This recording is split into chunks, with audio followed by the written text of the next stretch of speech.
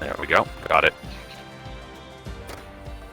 Hello there everyone, and welcome to the second round of Season 6 in RSF1. I'm Primus Gaming, a person who's been, well, let's just face it, gone for a while. It's my first proper full stream back for a long time. And yeah, I'd like to thank some people for helping me get going again on coming back and the welcome back sort of messages that I've been receiving after coming back to RSF1. Yeah, anyways, I'm Primus Gaming, and joined with me is someone new who's making his comms debut in RSF1. It's not his first ever comms experience, but it's his debut here in at least RSF1. I'd like to welcome our friend here, Days Freak. Welcome to the comms box. Thank you, man. I remember y'all telling me just a few minutes ago that I'm the only American in the comms, and makes me feel a little special. It's pretty unique, like you know, being the first ever American commentator in RSF1. Sorry, it's pretty cool. But hopefully, this should encourage people that we're not just strictly British. We're not going to try and stop you from having an opportunity. So trust me. I don't mind if you're French, if you're American, if you're German or Dutch. If you want to do comms, please message RSF1 Hunt, who is the head of comms or the admin of the league, and we'll try and see about getting you a trial run. We always welcome new hands, because just in case something goes wrong, we've always got someone there as backup, and it's also really cool to do comms. I mean, speaking as someone who's been doing commentary for, God knows, I've been in RSF1 for like 2 years now. Like, even when I did take a break, I was still like there in the sidelines and like there as emergency backup, even though I was taking a break. Been with these lots since 2019, so once we hit June, that'll be 3 years. But yeah, how are you feeling for the first stream? And obviously, we haven't got going yet because we're having a little bit of problems with Discord days. But are you looking forward to today in Imola? Oh, of course, Imola is always one of my favorite tracks, not only to race, but commentate on. Have you got any, real life moments that you remember of Imola? I know, obviously, everyone remembers Imola for 1994, of the tragic events of what happened to Roland Ratzenberger and Ayrton Senna, but we're going to look more on the more memorable races and battles and best moments of Imola. So it could be modern times, like what's just happened recently, or olden days. But what do you remember the best about Imola, other than that dark weekend in 1994? I want to say it was the 2005 San Marino Gp. Oh, yes. That's a good one. I do like that one. Yeah. That's Schumacher and Fernando Alonso. Yes. I always call him Senor Eyebrows. Schumacher or Alonso? Of course, Alonso. Senor Eyebrows. I mean, all the time you have to leave a space. I mean, hey man, you look at the eyebrows, you're gonna think about it. You're gonna be saying, "Oh, look, there's Senior Eyebrows," and that's what 6-year-old me said when I first saw him. I was like, as soon as I saw he was from Spain, I'm like, "Oh, I know his nickname, Senior Eyebrows." But he's actually one of my favorite drivers. My favorite being a man who wasn't in Formula One yet at the time. But when I watched that GP, all I could think of was, wow. And I kept hearing the announcers talk about how Schumacher was a 7-time champion and Fernando hadn't even won a single championship yet. And I was just thinking, and he's holding them off? He's beating him and everything? So, yeah, no, I picked Fernando as one of my guys.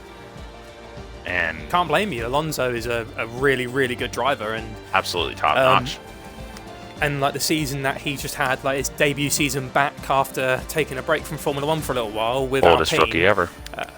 Yeah, he's the oldest rookie. Yeah, and he obviously Esteban Ocon got the win in Hungary for Alpine, and then Fernando got the podium in which one was it? Losail, it was Qatar. That's it. Yeah, Qatar. That's it. Because I know we visited that area quite a few times, but yeah. Well, yeah, he got a podium in Qatar, which was really good. So I was so happy. Great debut season for Alpine, obviously after taking over for the Renault Works team. And yeah, especially with also Saudi Arabia, when it was Valtteri Bottas and Esteban Ocon to the line. I felt so sorry for Ocon. like, Renault power has really taken a climb lately. I mean, I know Red Bull was mental with Renault engines beforehand, but Alpine have made so much ground, and it's so good to see. Yeah, because I mean, at the beginning of last season, they were nowhere to be found. But Hungary changed it all, and I was absolutely ecstatic seeing Ocon win the race in Hungary, and then Alonso put it on the podium in Qatar. I was just so happy. The only thing that could have made it better is if Sebastian Vettel could have won a race, because that's my dude. Yeah, Sebastian Vettel's a pretty good driver. I mean, my all-time favourite driver of Formula One is Ayrton Senna.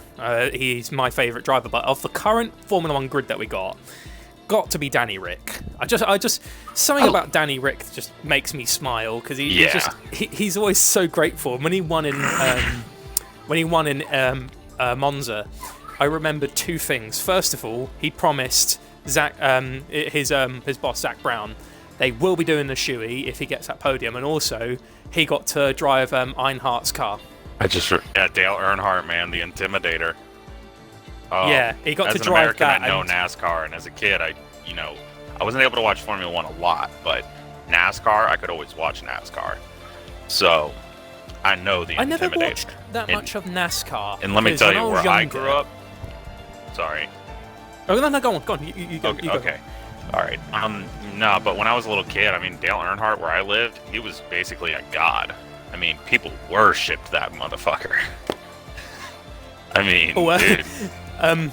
Just to add on, sorry about this. Just got to be a little bit careful with language. Okay. Yeah. So don't worry, children. Sometimes because we're trying to keep family friendly. If we have a little bit of a slip up with language, just forgive us a little oopsies, because sometimes we do that. We're grown men at the end of the day. We do have our little slips. But anyway, you fully supported Dale. Of course.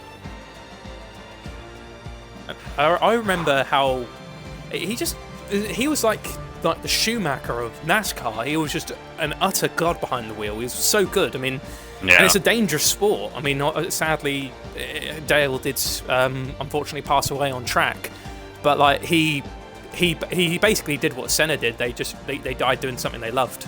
Yeah. But it's a shame. But their legacies is what makes the sport safer now. Yeah. In not just Formula One, but NASCAR as well.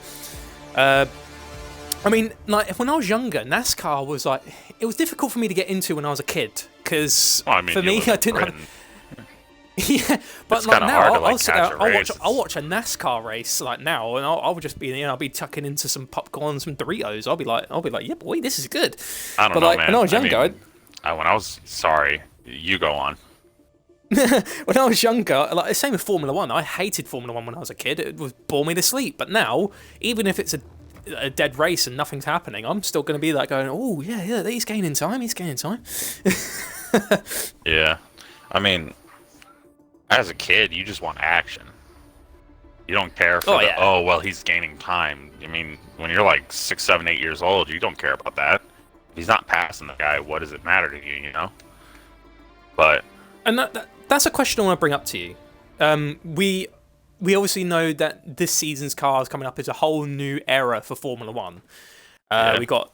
Oh, pardon me. We got new regulations coming in. We've got the budget cap. We've got the engine freeze. A whole new shape and body that's meant to help with aerodynamics. So obviously suffering from dirty air is not as prominent in these cars as it was in last year's cars. Yeah, I've heard the dirty air is going to be a non-factor compared to what it has been. It's like an 80 to 90% reduction in terms of how much it can affect now. So that means there'll be more just consistency rather than dirty air. I mean, it will still play a minor part of it. It always will. Not as heavy. But what's your expectations for the season coming up? Like, do you have a feeling a team will improve or do better? Or do you feel a team might get knocked down a little bit? Well, a team I feel like is going to do good this year is Alpine. Definitely. I mean, at the end of the year, they were doing good. They were putting up results, putting up points, and El Plan, I feel like, is going to be that 2022 car, this year's car. I reckon Ferrari, because Ferrari's gotten the Alpine, definitely, I agree in that they gotten some valuable points. Obviously, that win in the podium as well. That is good, and that's good for their development in terms of growing as a team. And Ferrari actually managed to collect third in the Constructors' Championship, which they haven't actually been able to do last year and in 2020. No, not last year. In 2020, sorry. They couldn't do that in 2020, and they lost out to McLaren. So I reckon Ferrari's managed to win back some development now, and who knows, we could maybe even see the Scuderia winning races again. Oh, for sure. I mean, I was just thinking what team's going to surprise us the most, but if you're asking me what team I think is going to do the best overall, if it's not Ferrari, I would probably say McLaren. That's a good one, actually. Yeah, McLaren's done really well, and obviously losing out on third in the Constructors, it's not completely crushed their spirits as they have a really successful season, but I reckon that's going to fuel McLaren to challenge the Prancing Horse, which obviously, if you're a bit of a fan of old F1, will reminisce you a little bit of James Hunt and Niki Lauda back in 1976. Well, I'm not even 23 yet, so I can't really relate to reminiscing about. I feel old. You know, I'm 26. You're 26? Oh, you're not that much older. I am 26. I mean, what? And you were born in like 95, 96? 96, yeah. Okay. But I'm a fan of old F1. Like I do quite like old Formula One, mainly the in the early 90s, when you had like such great action from Schumacher. I mean, not Schumacher coming through as a young rookie driver, Senna obviously clinching three championship. A couple championships in the 90s, and the classic Alain Prost battle. That was just brilliant. I loved it. And also Murray Walker. You couldn't complain to have Murray Walker at the microphone. Dude. Seeing Murray Walker pass was just such a heartbreaking thing. I mean, he was the commentator for up until he retired. He was the only commentator I heard in Formula One. Yeah, he was not just a voice of Formula One, but he also did other motorsport as well. But I think he also did the BTC, which is the British touring cars. But he liked motorbikes as well, and when Murray passed away... I think when he was young, he was a motorbike driver. Also Frank Williams recently, being a prominent figure in Formula One, who unfortunately recently passed away. Rest in peace, Sir Frank. We've seen so many great people, like drivers and non-drivers, recently in Formula One. Such prominent names, but Frank Williams being one of the most successful family-run teams in the sport's history. Williams is my favorite team because of Frank Williams. Ooh. Oh, you saw that as well. Alco. But keeps it. But 117, 16. But not bad from Alco. He's actually my former teammate back in season 1 of RSF1. So. Oh wow. I know how Alco is. He's actually the Constructors' Champion as well in season 4. So, Alco Saints. He's a friend and a rival as well. So I know Alco as well. Oh, it got a little bit too caught there on the grass. On the gravel. But yeah, let's have a little onboard. So we got a Ferrari crossing the line now. Oh no, never mind. I was going to say it's Hamilton, but he's invalidated. Breezy and McLaren. He's just about to start. Okay, never mind. I want to try and find a car who's like literally about to do it. Oh, there you go. Stigion's going to go again. So, would you like me to have the honours, or would you like to? I'm sorry. Of the onboard with Stygian in the Red Bull. Oh, okay. Would you like to have the honours of the onboard of it, or would you like me to? No, you go ahead. Roger that. As he goes through Variante Tamburello, on board with the Red Bull. As he moves down to Villeneuve. Keeping it quite nice and tidy on the power. He got a car weaving in front of him. Hopefully it doesn't compromise his lap. No, it doesn't, as he goes into Tosa. Catches a little bit of the curb there. Meanwhile, Slithering Knee puts it on pole with a 1:15.7. Oh, very quick there. And now as he chucks it into Piratella, Yazgin improves to a 15.434. And then into Aquaminerale. Still pushing quite well as he now goes up to the chicane of Atla. Revenge Get down to Zilla puts third up gear, ride the curb. 115.7 for P3. Fastest second sector for Stygian, so it is looking very tidy for him now as he moves down to the second to last corner and last corner of Rivatsa. Oh, a little bit of a misgear from him. Hopefully it doesn't punish him, and he runs a little wide nearly, but keeping it quite nice and tidy, close to the wall. 115.1 by Stygian. Good work from Stygian. Oh, it looks like Red Bull's definitely got some strong pace here, but I have heard Slytherin is a really quick... Oh! We've got Rizzo Lazione, or just call him Rizzo. Rizzo has put his AlphaTauri on the top of the table. And I'm seeing a lot of these new helmets because Season 4 of the Podium Pass has just come out of the game. So if anyone knows of these famous figureheads of gaming, Pieface, Arava, and the Gaming Terrorizer, they've actually gotten helmets, suits, and car liveries dedicated to them by Codemasters released into the game. So at least some people can represent their favourite YouTubers if they wanted to. I know Terrorizer from Vanos. Adam Lee? Yep. In the Haas. Putting on the DRS DRS assistance. 116.7 puts it P6, just ahead of his teammate. I reckon Fruit Boy in 8th place is he's on a bank. Actually, yeah, his first lap was a bank lap because he's just done the fastest second sector now as he's going down the hill to Rivatsa. Oh, a little bit of the rear kicking out there. But keeping it quite nice and tidy as he goes out the final corner onto the DRS, keeping hugging close to the wall. 115.9 improves. Very good improvement. Puts him up into 6th place in the Scuderia. RSF1 Millsy. Mark C. Would you like the onboard of Mark Millsy? C. I can't say that last bit of his name, but Mark C puts it 116.7 P8. And I'm on board with Millsy going through Tamburello chicane. Heading into Villeneuve. I don't know what this hairpin's called. Forgive me for that. Tosa, okay. Coming out of Tosa. Still going strong. I don't know this corner either. Damn.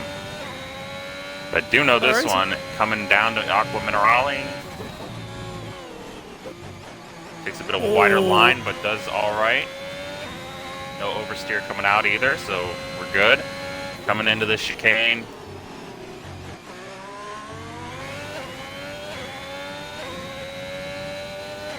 Oh, coming down the hill for the final 2 corners.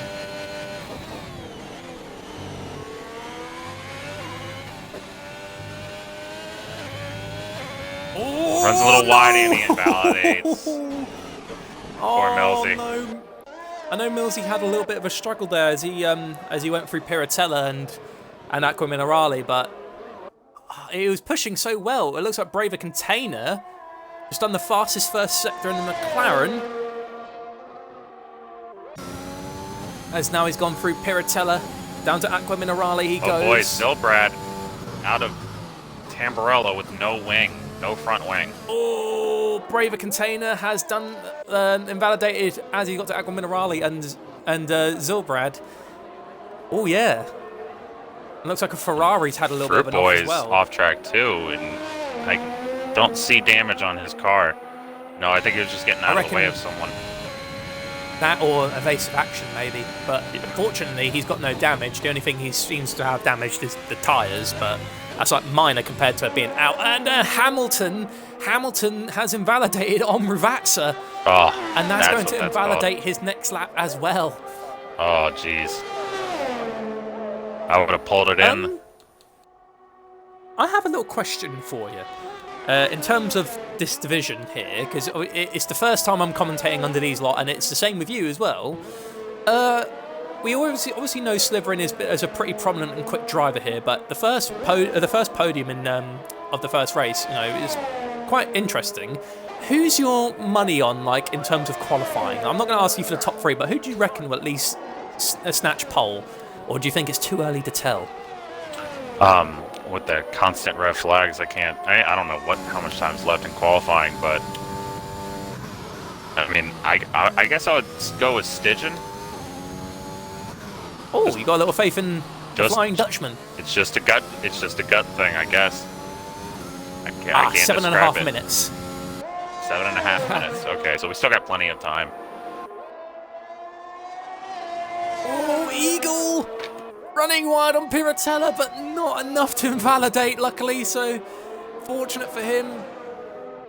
As he goes Aqua Minerale and then to the chicane of Atla. Fastest second sector by the Mercedes. Looking very good, quite liking the black and sort of neon-y yellow coloured helmet. That's quite nice, actually. As Braver Container puts his McLaren 115.2. Into Ravazza we go with the Mercedes of Eagle. Doesn't run too wide, luckily, keeping it on the line. Down this final straight with DRS assistance. To the line, it's 115.8. Puts him in P9. 9th place, that's a respectable... 115.8 is a respectable lap. But look at Rizzo. We haven't even gotten into Q2 and we've already got someone hitting the high 14s. Yeah. Which division is this? I think this is Division 2. I need to look. No, this is... I don't think this is Division 5. I think I got the title wrong. Because I just checked the title. It says Division 5. This is clearly not Division 5. It's Division 3. So we will correct that later. Yeah, but this is Division 3. So I thought the title was pre-set up. So I just went with it straight away. But yeah, this is Div 3 because... I was going to say, if this is Division 5 and you've got Millsy and Eagle in here, then that's definitely not right. Oh, Millsy out of Aqua Minerale actually gets a little bit too playful with the curbs there, but not enough to invalidate, so this will at least be a clean lap for Millsy if he can keep it within track limits in Ravazza this time, but he's looking like he's a little bit more confident on this one, though. RSF1 Hunt put up a 115.5, puts him in P9 just behind his teammate. Mercedes quite close together, and Millsy luckily does nail the final corner this time and goes 13th fastest with a 16.6. If Millsy's having a poor quali day, I would not rule him out though in the race. He is an exceptionally quick driver. His race pace is monstrous. Speaking as a guy who has raced with him on track, he was actually a title rival for a little bit as well in Season 3.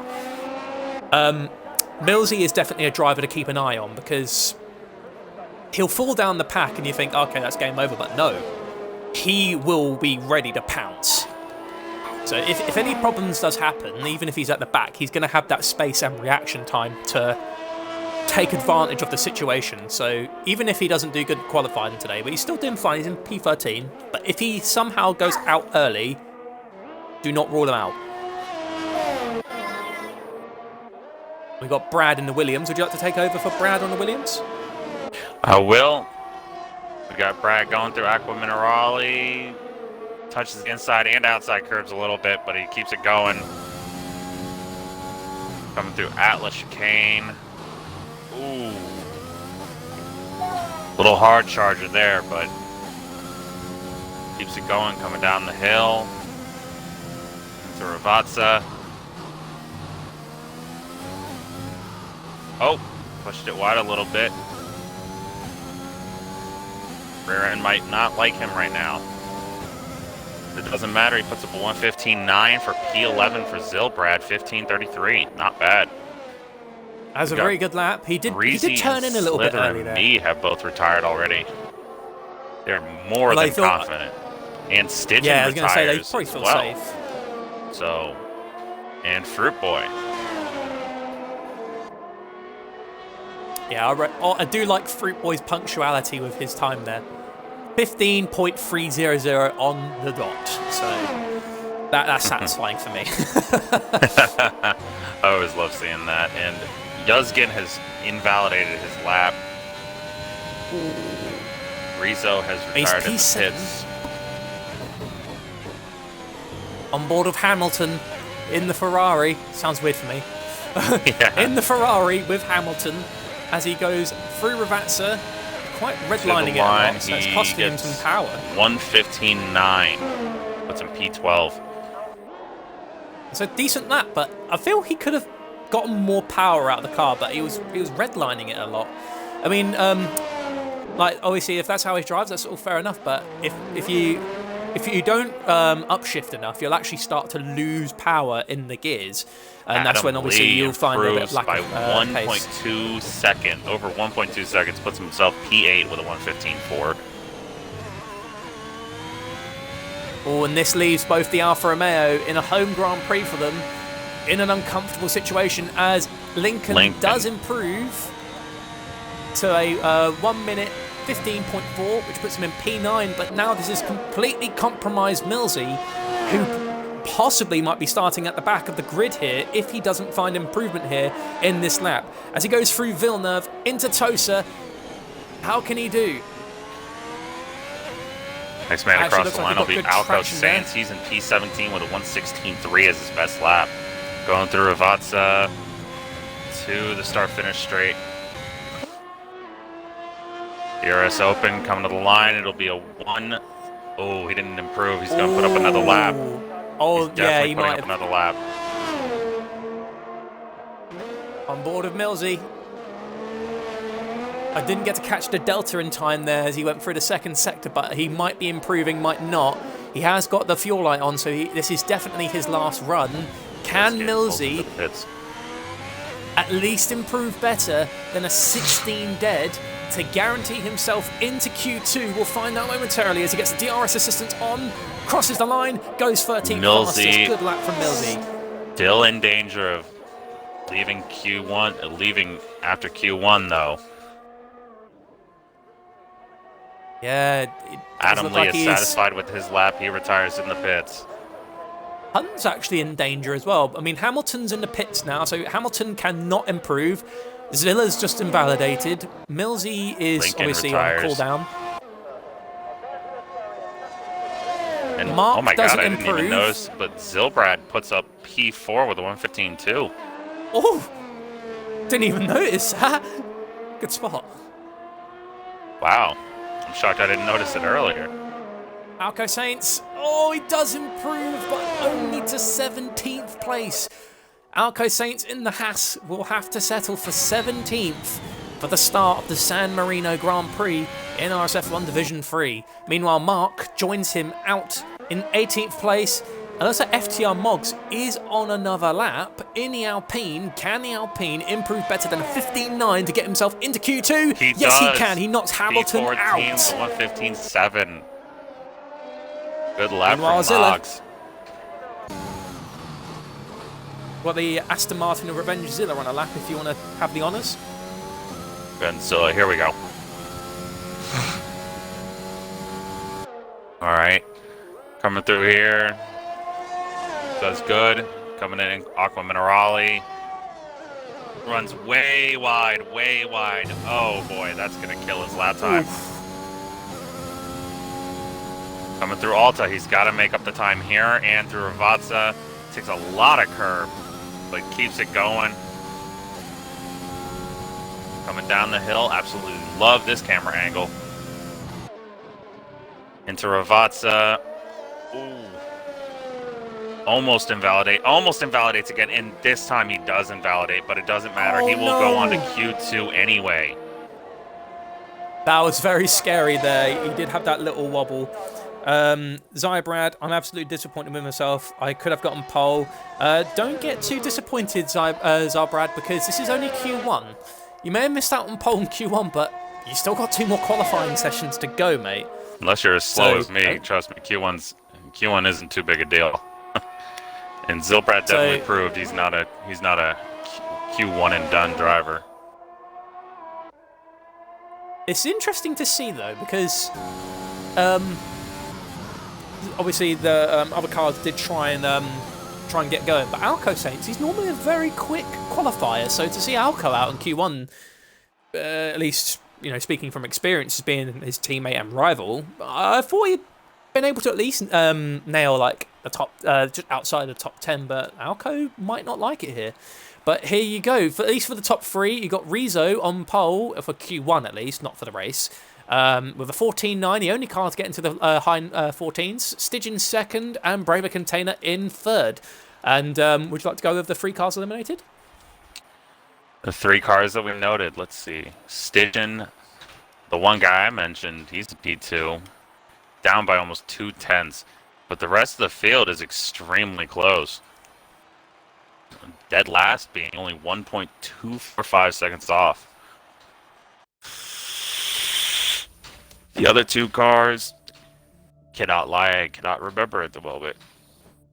The other 2 cars were Hamilton in 16th and Mark in the Williams in 17th. Oh, 9/10 of a second off of the pole time. That was what Hamilton was off by. And 1.1 to Mark in the Williams as well. Dang. Here we are into Q2. For anyone who's new to the whole qualifying layout, because I imagine we might have at least the odd person who might not know, would you like to explain them how important Q2 here is in terms of qualifying in general, not just in Imola? Well, for Q2, the lap you put up with the best lap time you put up, whatever tire you're driving for that lap is the tire you're going to start the race on. Unless either Q2 is wet or the race is wet.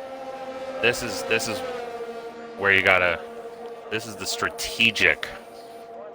Forgive my flubbery of words here, but this is where you choose what tire you're starting on it. Everyone here except for Slytherin, me, and Yuzgin are on mediums. Literally everyone. It's a very difficult track, this one, because mediums can benefit massively, but if they can get the softs on and get the high start that they want, they probably have real confidence in their qualifying pace. If they can get the high starting position that they want and take advantage of the early stages of the race, they could really pull away from the medium runners. Granted, there's no safety car.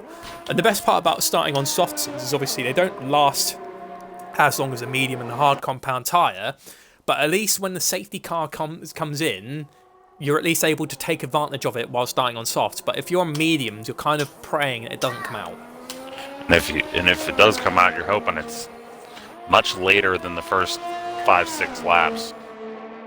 Exactly. If it comes out later on, then you could probably bank on slapping on some hards. But if it's like the first lap safety car out, I mean, like, yeah, if you're starting as if you're starting bad, on but mediums, kind of.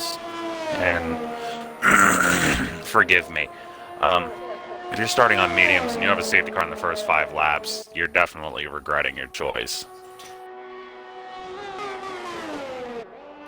On board of Adam Lee in the Haas, as he goes through Tamburello. Looking quite good at the moment.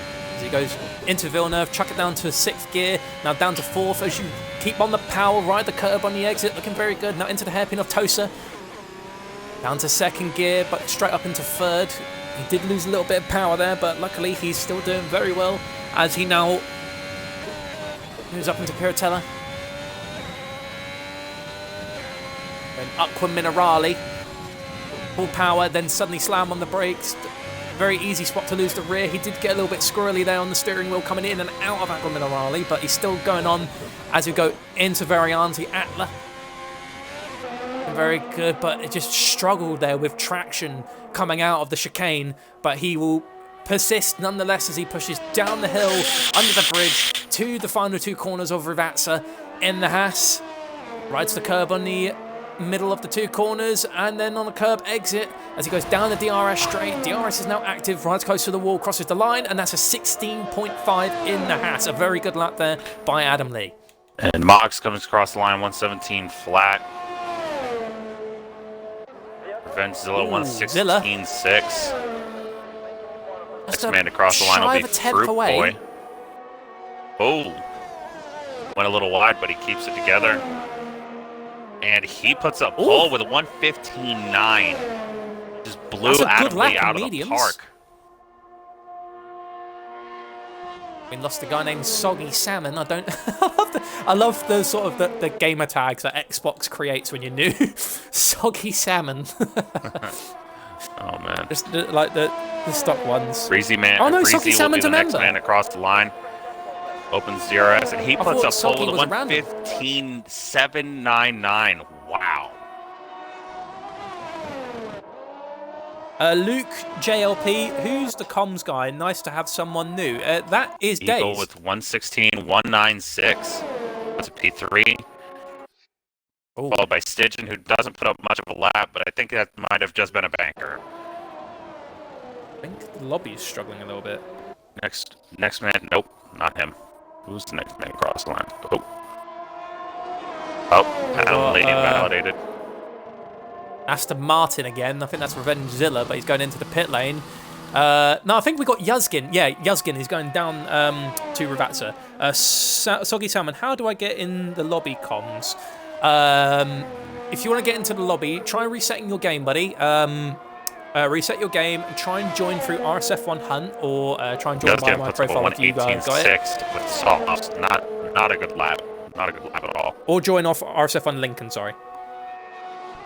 I mean, it looks like Soggy Salmon is a member of the league, but he's struggling to get into the lobby a little bit. So hopefully he can get in. Slither and me will be the next man across the line. Opens DRS. It's a 120.5. It has to be a banker. Yay. Oh, I think I'm detecting a little bit of AlphaTauri teamwork here, because just in front of Rizzo is his teammate. Could we probably see a toe? Stygian puts up a 1:16.1, puts himself P4 for the time being. He's still got enough fuel to put in another lap. I don't see the... Oh! He nearly died. He saved that. Good save. Cornish says, good evening, chaps. How are we all doing? We're doing good, man. How are you? Doing good. The squad is down and somehow 19 drivers made it into the lobby. I know. I mean, this squad's like our main hub. Opens the DRS, and this time he puts up a 1:15.69. Puts it on provisional pole. There we go. I knew that first lap had to be a banker. But Yuzgin's made a little bit of a mistake in just my point of view as a driver. 2 laps on the soft compound tyre, especially the starting tyre, that's going to hurt for the race start. Oh, he's 2-lap-old tyres. There's one thing for sure. He's definitely going into the pits, putting on a new set of softs, and then going out again. If he doesn't do that, I have no words. Raver Container is on a flying lap at the minute as he goes through Atla. Looking like he's keeping it quite well held together. Raver Container actually had a really good one. 1:15.995 puts P4.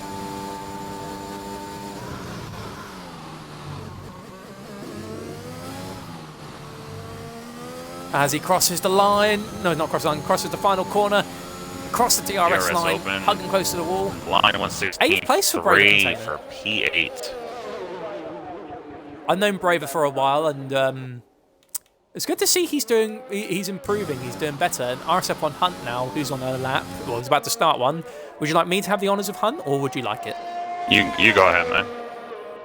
Roger that. As he goes down the start, finish straight. We've had many action here in recent Formula 1, especially the crash between George Russell and Valtteri Bottas last year. As he goes into Tamburello chicane, rides the curb. Oh! Oh boy, what happened? Catches the curbs, the sausage curbs, going into Tamburello. That is not what you want to do, but fortunately for Hunt, he is okay. 1:15.52 on mediums. On medium? So Yuzgin's how is definitely Rizzo going doing to have this? to put another run in.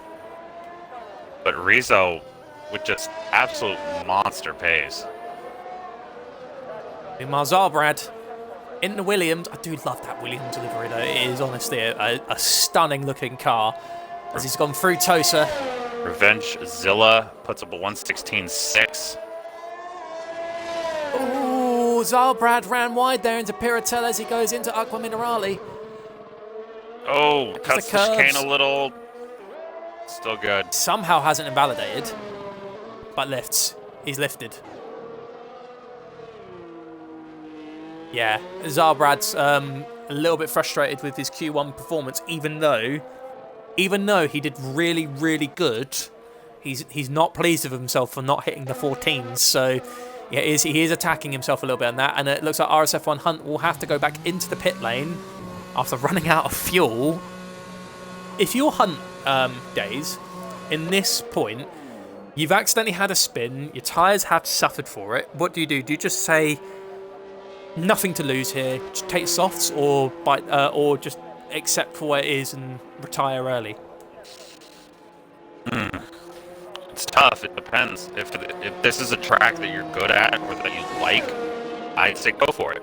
If this is a track maybe you're not so good at it, maybe you have a bit of a rough history here, then, bite the bullet and I'd say retire. Yeah, take the more preservative strategy and go for a harder compound. Or start on the mediums as well, because there's no harm in it. I've not actually seen hard operate here, so I have no idea how these tyres will do. Understood. But yeah, if I was Hunt, I'd do exactly what you said. Like, just slap on some softs. You've accidentally burned out the mediums with that spin. There's no point taking them back out because they will hurt if you do somehow get into the top 10. Hunt's for the coming start, back out. And it will affect you. Is he staying on the mediums? I believe he's on the mediums. I will need to get the onboard, though. Yep, he's on the mediums. Interesting gamble there by RSF1 Hunt. And he's on the mediums that he spun out in, so that's even more interesting. Okay. Zarbrad really not happy right now. He's Revengezilla coming out of Ravazza to the DRS, opens the DRS into the line. He puts up pole. Oh, that's pole. 1:15.0 by almost half a second over Rizzo. Very good lap from Revengezilla. Obviously, it is mediums versus softs, but a 1:15 dead is a really good time. Oh, for sure. Runs really wide coming out of Tamburello. No, this is his cooldown lap. Gotta be careful. He's driving like he's on another quali lap, and that's gonna hurt his tires. Like the in lap should be calm. Your in lap. I mean, my in laps in qualifying are basically drive as slow as you can and get out of everyone's way. But Revengezilla is driving like he's on another lap, which I know he probably wants to get back to the pit lane as quick as he can, but that is not good because he may have just done pole on that on the lap he just did, but he's already done 2 laps on those tyres and he's pushing like he's going for a third to get back to the pit lane. So Revengezilla is taking massive risks trying to get back to the pits. It's either he's probably going to try and put on another set and go again. Next man across the line will be Yuzgin, and he does not improve. This might be his final lap here. Breezy and Lincoln have both retired. We got Revengezilla pulling into the pits. We got not Rizzo or his teammate. Coming across the line does not improve. Next man across the line will be Millsy. Coming down the hill into Ravazza. Oh, touches the inside curb, loses it a little, but he keeps it together. DRS open to the line. It's a 1:18 flat. Ooh. Not the lap you'd want to hear. Millsy can take the moment here to charge. It looks like, though, he's not doing that. He's actually going again. Hunt will be the next one a little bit squirrely. Across the line. Tamburello. Oh. Close. Hunt coming to the line. He just invalidated. And he's out of fuel. I think that is the end of Hunt's qualifying session. Oh, he's not out of fuel. I think he just realizes there's not enough time for him to put in 2 more laps. Meanwhile, Zarbrad, he is not wanting to go out here, so he has put on the soft compound tyres as he goes into Tosa. Hunt being out in Q1 already. Meanwhile, Zarbrad will be the only person so far in the session who has not set a lap time, who's still currently in the session as he goes through Aqua Minerale in the Williams, pushing really hard. Looking quite well composed there, actually. A very beautiful second sector there by Zarbrad. Purple second sector, no doubt, as he goes in the Atla, cutting the chicane quite nicely, getting a nice run out of it. pushing down the hill under the bridge as he goes into Ravazza. He's got the Alfa Romeo of RSF1 Millsy in front of him. Hopefully he can get this lap in before he catches up at the back of the Alfa Romeo. He goes into the final corner here in Ravazza. DRS assistance is actually getting a little bit of a toe off the Alfa Romeo. Crosses the line, and that's pole. For now. Very good lap from Zarbrad. That's safety guaranteed now, as he can now definitely safely get into Q3. But that was very, very close. Slytherin is literally on the brink of being knocked out here, because Moggs has just crossed the line on soft tyres. He'll be going for another lap. Millsy, however, has just invalidated as he's just gone through Villeneuve into Tosa, so that's Millsy's day done. But Moggs is on a lap in the Alpine, and considering I know how much you like Alpines, I'll let you have the honour. Going through Villeneuve. Oh, he cuts it a little bit, but it stays valid. Going to Tosa. Coming out, he's gonna. Oh, okay. I don't know what he's doing. Maybe giving him a bit of a toe, but I don't know how much that would have helped. Coming through here, down to Aqua Minerale, and good through there. Good through there. Ooh, tidy. Yeah, good sector 2 into Volta, or what is it? Alta Variante. Okay. All right, coming down the hill into Ravazza. Runs a little wide, stays valid. Coming out of the final corner to the DRS line, opens the DRS to the line. It's a 1:15.47. Moggs with a good lap from Moggs. Absolute banger. And that has pushed Slytherin out of qualifying. So as it stands, your drivers out of Q2. It's RSF1 Hunt and Mercedes, RSF1 Millsy and Alfa Romeo, Adam Lee in the Haas, Braver Container in the McLaren, and Slytherin me in the Alpha Tauri. So 2 cars here. This is a home Grand Prix, and they are out. Meanwhile, your top 10 consists of Stygian, Eagle, Lincoln, Fruitboy, Breezy, Yuzgin, Rizu, Moggs, Revenge of the, and Zarbrad. Zarbrad, though, putting in that last moment pole lap. I imagine he'll be a little bit more pleased with that.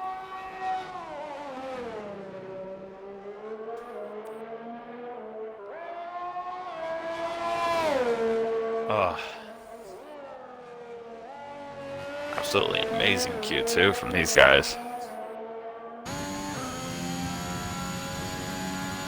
Very decent qualifying here, and interesting to see how this is going to go. The margin between P1 and P2 minimal.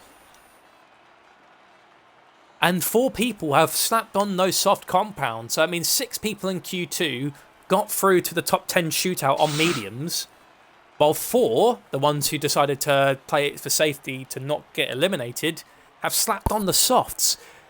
Both of them being the Alpine.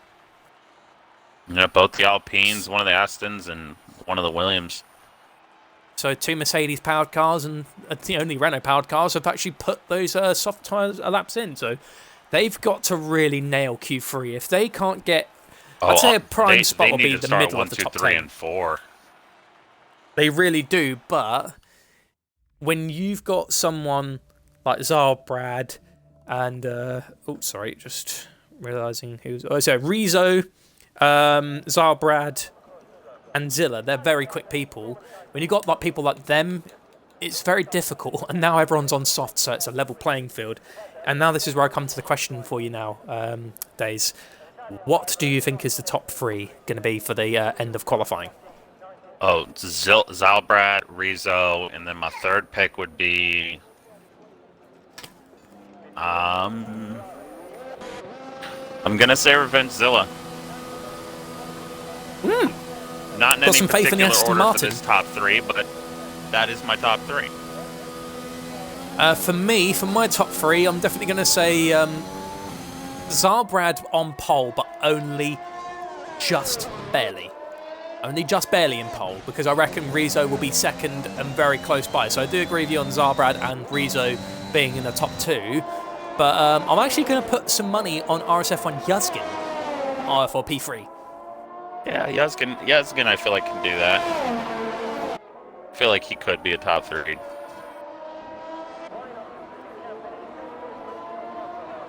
There we go. And Cornish, what should I say from last? Mediums or hards? That's what Soggy Salmon's asking for advice. I'm not too sure, but like obviously you're asking Cornish, so Cornish will be able to help you out.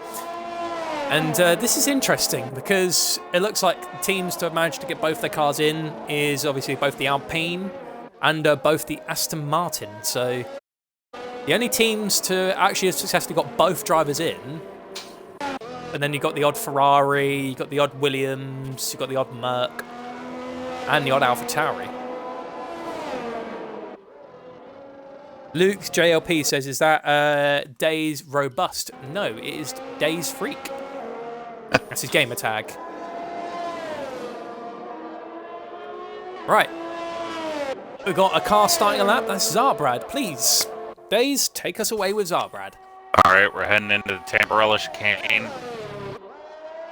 Good through there, good. And runs almost wide, but we're good here. Into Villeneuve, down to 6th, 5th gear, keeps it in 5th. Got Tusa, brings it all the way down to 2nd gear. Exiting. I still don't know the name of this corner he's about to head up into. No matter. Heading into Aqua Minerale, he runs a little wide there, but we're all good. Heading into Alta Variante. Ooh, takes a lot of curve there. He stays valid. And down the hill into Ravazza.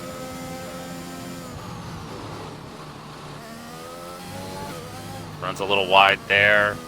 Keeps it going to the inside curve, but we're all good. Arrest open and to the line. It's a 1:15.37. We're starting off with a banger. Yeah, that was a good lap. He had that slight kick of oversteer going into the final corner into Ravazza. Rizzo instantly puts in a 14.9. Rizzo is not playing around here. Stidgen with a 1:15.4. Yuzkin 1:15.4. Moggs 1:17.3. 1:15.6 for Lincoln. Next man across the line will be Breezy. As Revenzilla starts his Martin lap. Just looked brilliant. We got a yellow flag in Sector 1. For Yuzkin, I think he's spun. Well, that might be an Alpine. Breezy to the line, a 1:19.3. That's got to be a banker. An Eagle third. Nice. Nice lap from Eagle, 1:15.3. Just behind Zilbrad. Mercedes instantly putting himself there. Meanwhile, Revengezilla is on a lap as he's gone through Tosa, pushing up now to the end after the end of the first sector zone. Ravazza, and he's got the toe from Zilbrad. Ooh, a little bit DRS open. A little bit of help there. It's a 1:14.898, and it's pole. Provisional pole. I knew seeing provisional pole for the Ferrari. I knew seeing Zilbrad in front of him was going to give him a toe, and well, I wasn't wrong. Wow, that's just shattered our top 3 predictions, isn't it? Yeah, no kidding. Moggs improves his lap by just over a second, putting him at 1:16.3. Still P8 though. And Zilla invalidates his flying lap, so he has harvested some energy to go again. And pushing down the end of the start-finish straight as he goes into the Tamburello chicane. Trucks it down to 5th gear, catches a bit of the curb on the exit, runs a bit wide, catches the grass. Bit of a compromised chicane there, but regardless, Zilla pushes on as he goes into Villeneuve, down to 5th gear, rides the power as he goes onto the exit. Luckily, he doesn't invalidate, does very good there. 24.4 as he goes through Tosa, loses a little bit of the rear there. He struggles to get the power down. And he's also got a little bit of rubber there on the tyres. Of the marble, sorry. Goes into Piratella. Looking very good as he goes into Aqua Minerale. Chucks it down to 4th gear. Keep on the power. Don't lose the rear. Ride the curb on the exit. Looking very good as he pushes now down to the end of the 2nd sector zone. Fastest 2nd sector by Zilla, even though he had that little compromise. Tamburello has a little bit of a moment there on the curves there of the Atlas chicane as he now pushes down the hill under the bridge. He goes And now into Rivazza, rides the curb on entry, catches the apex, rides the curb improves to as he goes P6. through those two left-handers, as he goes out of Rivazza into the start-finish straight. DRS assistance is now active, crosses the line and goes third fastest in the Aston Martin. A phenomenal lap there and a good recovery after that little wobble into Tamburello. Oh, for sure. Puts up a 1:15.2. And as you said, P3 for him. And Lincoln, the RSF1 Division 4 champion last season, is in P7, has invalidated after doing 3 laps. He has got time to get back around to try and get himself another set of tyres on. That's if he's got any left. So the Alpine are struggling a little bit down at the bottom of the top 10 at the minute. Same with Breezy and the other Aston Martin, but so far, two of your predictions are correct, Rizzo and Zilla in the top 3. It looks like Rizzo is actually going again. Yes, he is. And then Tamburello. Would you like the honours of Rizzo? 4th gear, shifts it up. Exits Tamburello. And into Villeneuve. Shifts down to 4th gear. And he's good. He goes wide and invalidates. Unlucky. Chosen Toby, she. Why is everyone saying she? Is Rizzo? Oh, Rizzo's Celine. Oh, I didn't know that. Oh, I wouldn't know. So, sorry. I didn't know that. I've been away for a while as well, so like, don't worry. You and I both didn't know. So Rizzo, okay, female driver. I'll remember that so I don't get that wrong. So yeah, Fruit Boy on pole, Rizzo 2nd, and Revenge the 3rd. Celine is the woman of 1,000 names, so she'll have one day, she'll be like one gamer tag, and then she'll change it again. Gotcha. Well, she's going for Yazgin. another lap. Did she improve? No, she invalidated, so it wouldn't have mattered if she did. Oh yeah, I forgot about that. She invalidated in Tosa. And then to Tamburello. And now it runs a bit wide, but she keeps it together. And then to Villeneuve. Runs wide again, but we're good. Purple sector 1 through Tosa.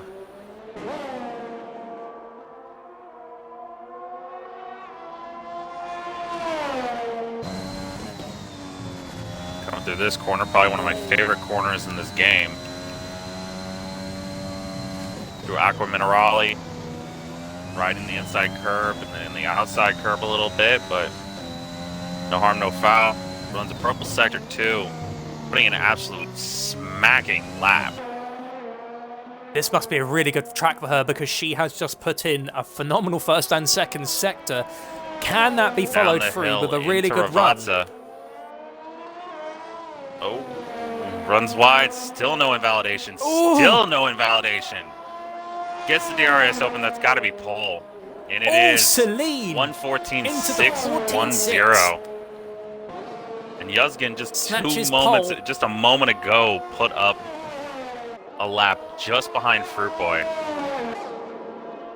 Pole's been stolen from Ferrari. Can Ferrari reclaim it because it's still an Italian car on provisional pole for the San Marino Grand Prix here in Division 3. But Fruit Boy is going on for another lap. We'll catch up with him in just a moment as we've got some cars now about to start crossing the line. I think we got Zarbrad, who is on a flying lap as he's gone through Tamburello past the Red Bull of Stygian. Why was I going to say Aston Martin? He's not an Aston Martin. Meanwhile, Breezy has crashed in Villeneuve. Unfortunately for Breezy, he will not be doing better than 10th place for the start of the San Marino Grand Prix. Meanwhile, FTR Moggs, as he goes out of the Atlas chicane, down to Rivazza, riding the curb on the entry, and then riding the apex as well on the 2 corners. Very nicely done. To the DRS, FTR opens DRS into the line, it puts up a 1:15.4. But Good still improvement, but not only enough to gain a P9. position. Oh, Zilla, 15.2. He improves, stays P4.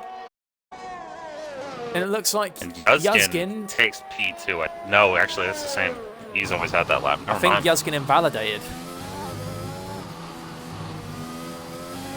Meanwhile, this looks like a really good sector here from Zarbrad as Celine Zilbrad feels puts confident. up P4, 114.992. Meanwhile, Eagle has invalidated, but I think Stygian he's puts up harvesting energy. 115.3. Is that Fruit Boy in the Ferrari? Lincoln, That is Fruit Boy. 115.4.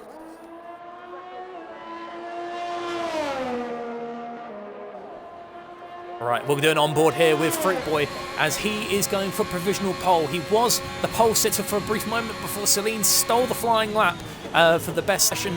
And so far, looking like a very good Tamburello there by Fruit Boy in the Ferrari as he goes into Villeneuve. Full power, look at the dedication there as he goes out of Villeneuve into Tosa.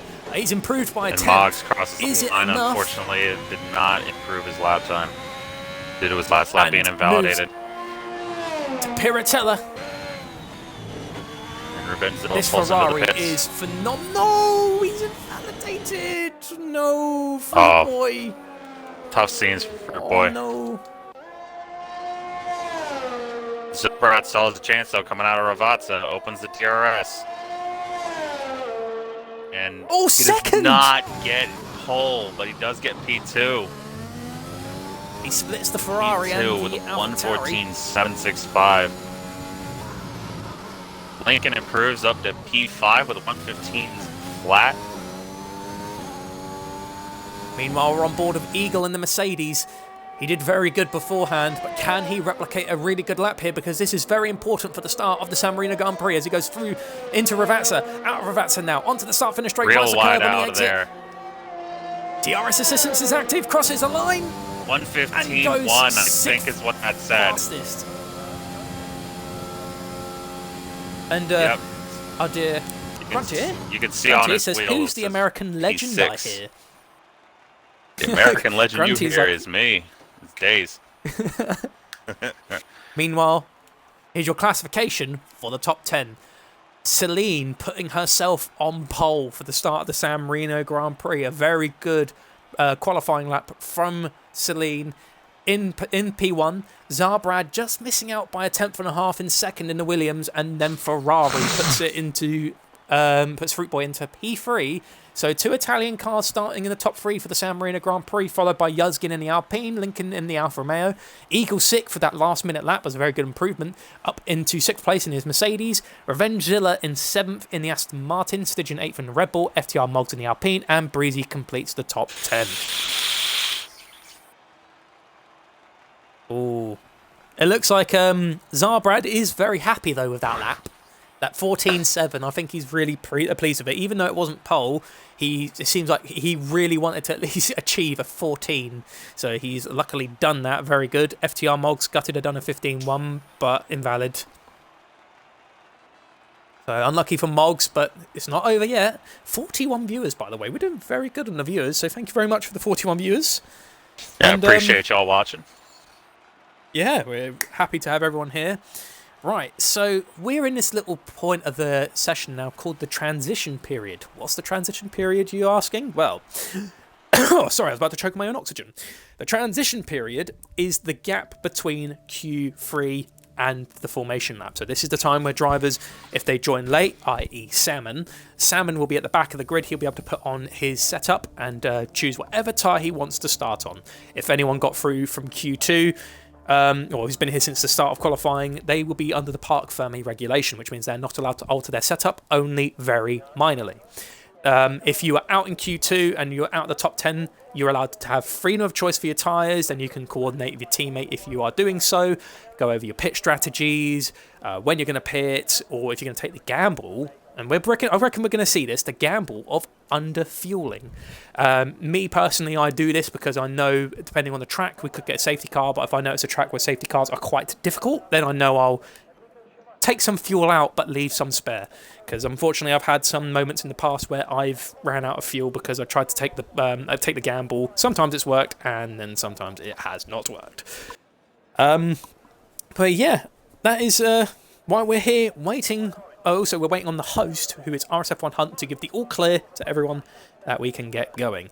And Days, very important question for you. Would you like the honours of the formation lap? Sorry, just give me 1 second. No worries, no worries. I'm going to quickly take this opportunity to go to the toilet, so I will leave it under Daisy's hands here for the brief minute while I just quickly pop to the loo. I'll be right back.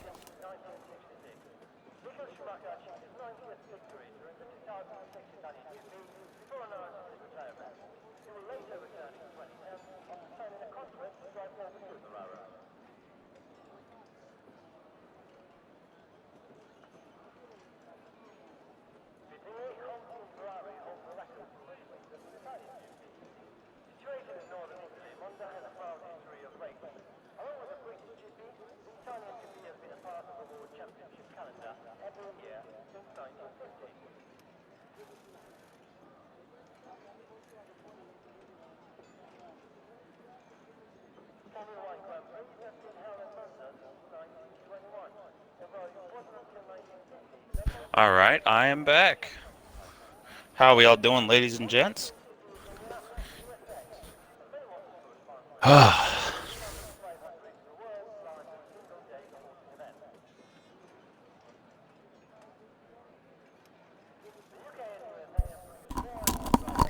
Right, I have returned.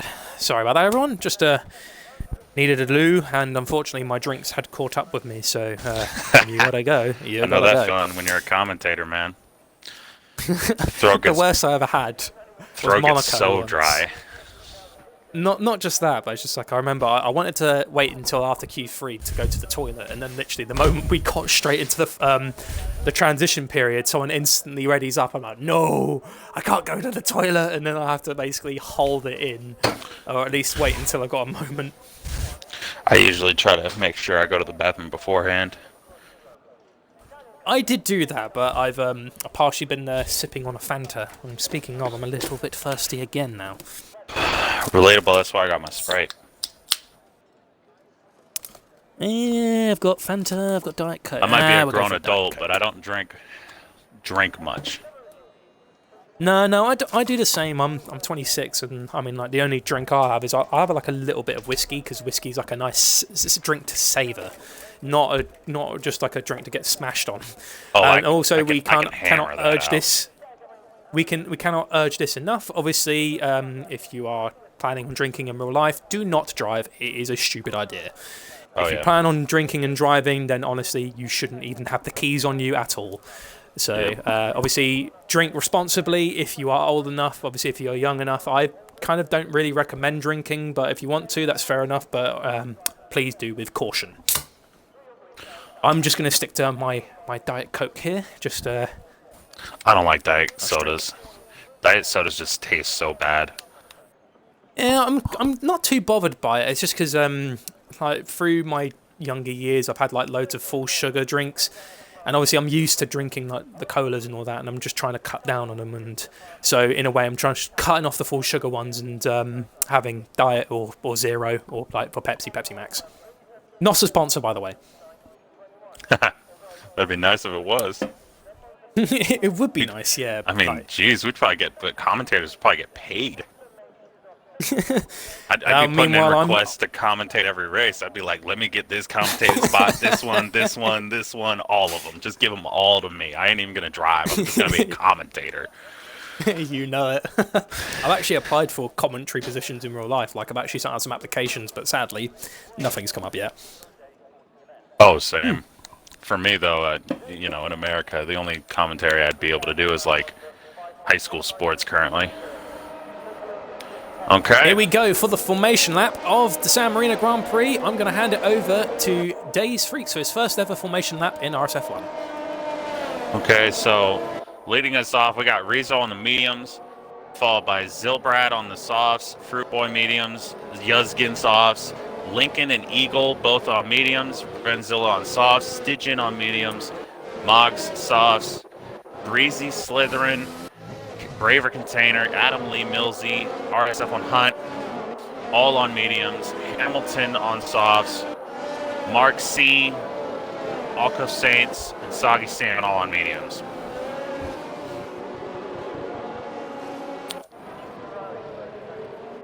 There's one off on a full grid. I realised I had my mic muted there as I was about to say something there. I was about to say, very quick formation lap. So, as it seems, Zarbrad and Yuzgin have done exactly what they needed to do, at least being in the top 4 on their soft compound tyres, while Moggs and Zilla haven't. But that doesn't mean they're out of it. It just means there's a lot more work to do because, let's face it, Imola is a very difficult track to overtake. Track position is key here. Yeah, it's like an Italian Monaco. Oh, Rizzo, she's doing a little bit of weaving, but caught the grass there. Don't want to crash into the wall, especially. But she's not going to have the grip advantage compared to Zarbrad. And Fruit Boy's been disqualified. I think he might have ventured somewhere on the track, and pardon me, he is going to be having cold tyres there, so that Ferrari are going to get punished. So hopefully we can have a nice clean entry into Tamburello. But here we go as Rizzo leads the pack back to the line. We don't get going until Soggy Salmon's Red Bull lines up on the grid. But here we go, as you can see the Scuderia Ferrari waiting patiently at the grid for everyone else to keep him some company. As Rizzo lines her Alpine as her AlphaTauri up. And the top 2 rows is consisting of an AlphaTauri, Williams, Ferrari, and an Alpine. Lincoln sits in 5th place in the Alfa Romeo, and then Eagle Mercedes in 6th. But here we go as Soggy Salmon lines his car up onto the grid for the RSF1 San Marino Grand Prix. And now we wait for the game, and then we can commence with the 5 red. There we go. Here we go. 1, 2, 3, 4, 5 red lights. Oh, bit of a delay, but his lights out and away we go, and it looks like a bit of a compromise. Oh, one of the Red Bulls stands still. It's Stidgen. Oh, and Zarbrad into turn 1. Meanwhile, Zarbrad rounding outside. Challenges Rizzo. Rizzo backs off as she knows if she tried to challenge her. Oh, there's a big pile up there in the back. There's been damage. There's a McLaren off as well. Tamburello, that's a carnage. Oh, that's an Alpine gone. That's slithering. Oh, and my God, that is a massive crash. RSF1's Hunt's already out. Oh my God, that was big. Adam Lee receives a 5-second time penalty for a severe collision with RSF1 Hunt. Yellow flags in the first sector. Surprised that's not a safety car. Soggy Salmon has already made up phenomenal work from last place on the grid. He is in 12th place in his Red Bull and catching Alco Saints in the Haas. He has done extremely well. Hamilton 10th. Meanwhile, in the lead is Zarbrad, who got the most amazing start, has managed to get... Oh, we got a car off there. That's an Alpine. That's Yuzgin, who's made a mistake in Atla and is now down at the back of the grid. Not what you want to see from Alpine. And now, as it stands, doing a quick run-through of the grid, as Zarbrad now crosses the line. In P1 it goes Zarbrad, Rizzo, Revenge to the Fruit Boy, Moggs, Eagle, Breezy, Mark, Hamilton, Alco, Soggy, Stidgen, Lincoln, Yuzgin, Millsy. Millsy is now pushing his way down the bridge. Adam Lee in 16th, Severin is in 17th, Braver Container 18th, and RSF1 Hunt being the only car out of the race so far Stidgen, as it stands from lap Lincoln, 2 of 32. Yuzgin all going in the pits. Millsy stays out. Adam Lee, I have to think, definitely coming into the pits. There's no question. Slytherin and Braver Container all coming into the pits as well. Absolutely awful Very start surprised. for these guys. Absolutely Very awful. surprised there's no safety car. Lincoln Especially onto with the how hards, big that crash was. Stitching on the mediums. Adam Lee will be going on to the softs. I don't know the strategy here, but let's see if it pays off. Got Braver Container on mediums, Slytherin on softs. I already said about Adam Lee being on softs, and I definitely thought to myself, why? He does get on hards. I believe I've already said that. Yeah, he had that moment in Atla, and he's gone into the pit lane. Meanwhile, Soggy Salmon is still making up the ground. He is now pushing Alco Saints and applying that pressure, so that Red Bull is looking very good. So Soggy Salmon has made a remarkable start after being last on the grid, but Hamilton is still on a flyer. Remember, he's on soft compound tyres. Something's happened to Eagle. Has Eagle's he got damage? Got mediums on, and he's already in the pits. This is not good for him. Can you keep an eye on Eagle in the pit lane to see if he's going to change the wing? Change. But round the outside, On Breezy, into the Tamburello chicane goes Hamilton. What a lap, passing Breezy, and now Hamilton is up to 6th place after starting 16th. What a remarkable start that Hamilton's done. I sound like bloody Crofty, talking about the real bloody Lewis Hamilton. But meanwhile, Hamilton going through Tosa, defending from the Aston Martin, and now he's got FTR Moggs, a fellow soft compound runner, up ahead. And Fruit Boy is actually staying with Zilla, but he is defending like crazy from the Alpine.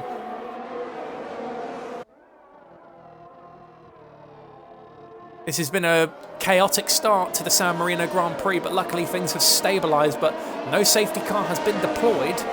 So that means the guys running in last...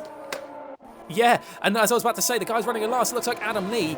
Round the outside, he's going to go on Braver Container, going into turn 1. Braver Container concedes that. Easy pass for Adam Lee. Moves up to 17th place. So even in last place, they're still having some good battles. So at least it's not completely boring for them down the back. We've got a nice helicopter shot of Adam Lee going through Villeneuve into Tosa in his Haas. Fastest first sector. Hamilton puts in the fastest lap of the race. Meanwhile, Revenge Zilla is applying a lot of pressure on the Ferrari, and well defended. I saw there on the dots there, Fruit Boy did cover off the Aston Martin as he tried to make the pass down the start-finish straight. Fruit Boy maintained... No, I think Fruit Boy actually overtook it.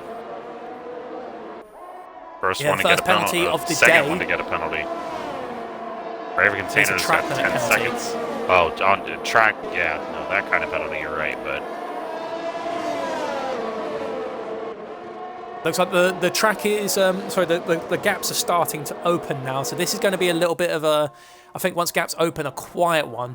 Meanwhile, Fruit Boy is taking defensive measures because he's got soft compound runners behind him. I don't know how long the softs last around here, but obviously the grip-wise, until they start to drop off, will have the upper hand.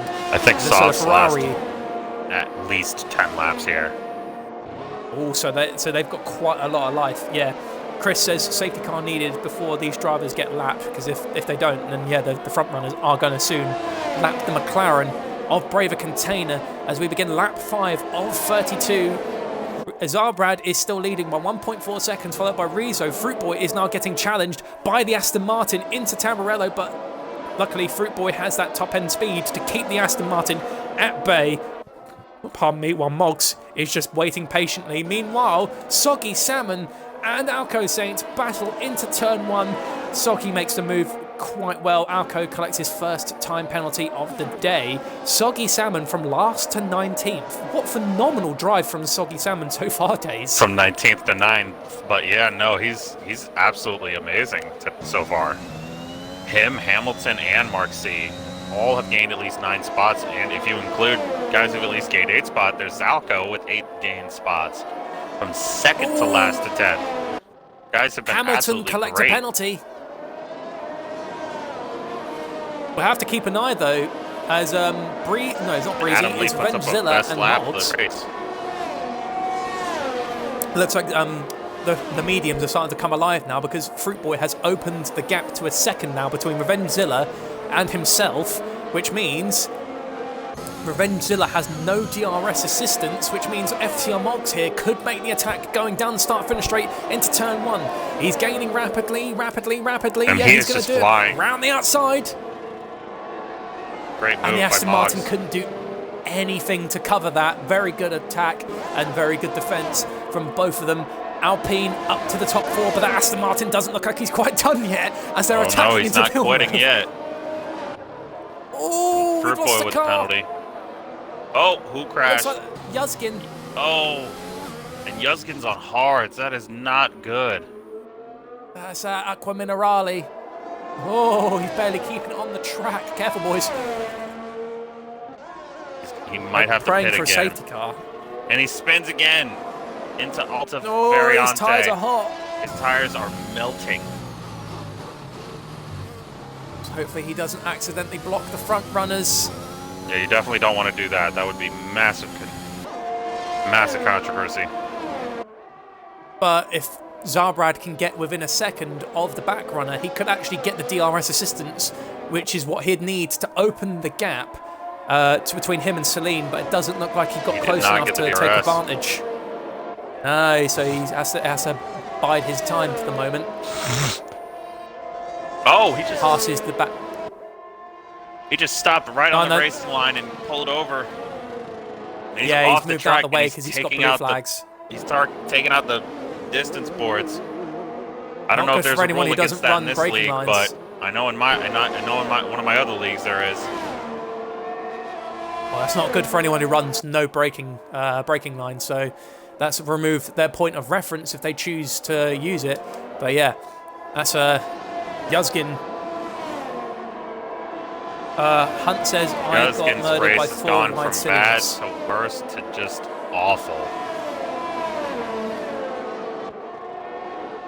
It's a very interesting race, the San Marino Grand Prix, and it looks like Rizzo is now starting to reel in Zarbrad as Yazgin collects his first time penalty of the day, at least 3-second time penalties. Gaps are opening up again. Meanwhile, though, Mark is being pressured by Alco Saints. Williams versus Haas. Alco Saints receives another time penalty for running wide there in Atla. Chosen Toby says softs are starting to fall off. Yeah, like I said, they last about 10 laps. Oh, I just found out Rizzo uses no braking line. So she's going to have to rely now completely on memory of where the braking line is. But it looks like she's managing quite well because she's now closed the gap to just under a second now to Zarbrad. Maybe getting rid of those boards was a good thing for her. Because she's starting to catch Zarbrad more than she was before.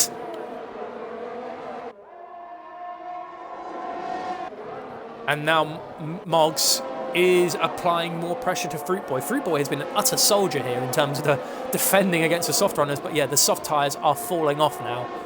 Yeah, which is good news for Fruit Boy. And for Rizzo, they can both pull away now. Well, it depends on when they can get past Zarbrad.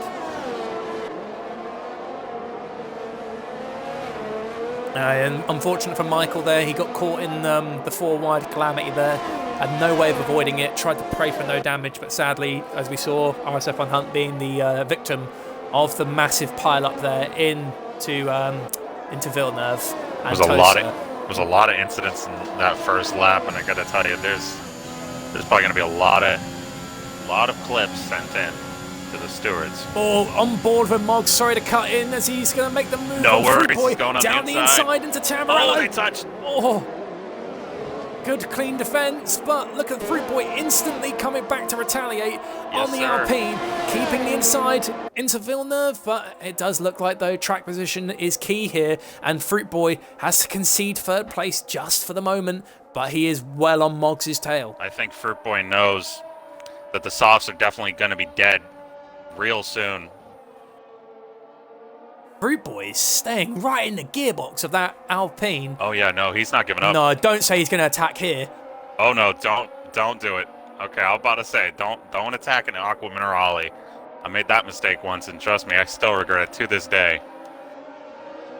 He's keeping very well and consistent. RSF1 Millsy collects his first time penalty of the day through the chicane of Atla. Fruit Boy, and it does look like, though, did Moggs ride that chicane pretty hard. Lost him a good bit of time. Yeah, I was going to say, Moggs got the better run. Into Ravazza on board of the Ferrari. Sparks kicking off of the Alpine in front. And DRS assistance here is going to be given to Fruit Boy. He's quite close enough to make the overtake quite easily, in my opinion. Zarbrad, though, has been passed for the lead. It looks like Rizzo has taken the lead of the San Marino Grand Prix. Fruit Boy gets the lead in the position. He retakes third place from Moggs. He just went, you know what, mate, you can have it back for a minute, but then I'm going to take it straight back from you. Zarbrad is instantly a second down off of Rizzo just after she passed him. So that means the softs have started to drop off, which means now Rizzo has got clean air and can now pull away. Oh yeah, and pulling away is definitely what she's doing. Moggs, even though his tyres are 9 laps old, is still very much attacking that Ferrari. Oh, we got a caution. Or yellow flag. Oh, that's an Alfa Romeo. That is Millsy off at Tamburello. It looks like he might have wing damage. Get out of the way. Oh, man. Oh. Almost collected Stygian, but luckily Stygian got around the Alfa Romeo there. Oh, that was close. That, I honestly thought that was going to be a safety car. Yeah, if they collided there, it would have been a safety car, but Millsy coming straight back onto the racing line after that spin there. Risky, but fortunately, Moggs is losing no spots. victim. Oh, he's pulling into the pits. Oh, he's pitted. What tyre is he going to use? We'll see. Oh, he's gone for the softs to hard, so he's going to the end. Soft to hards. He's not getting out the pit box. Might be the strategy, because everyone's pulling apart, and we got a yellow. It's a Ferrari. It's Fruit Boy. Fruit Boy has made a mistake somewhere, which is not good for him, because all that hard work after defending from Moggs has just dropped down the grid to 5th place behind the other soft Hamilton to 3rd. Where has Hamilton come from? He's gained Please 13 don't tell me this is the real Lewis Hamilton just hiding here. Oh, Millsy. Millsy's. Oh, he's retired in the pit lane. That is his It's race the done. Millsy's day.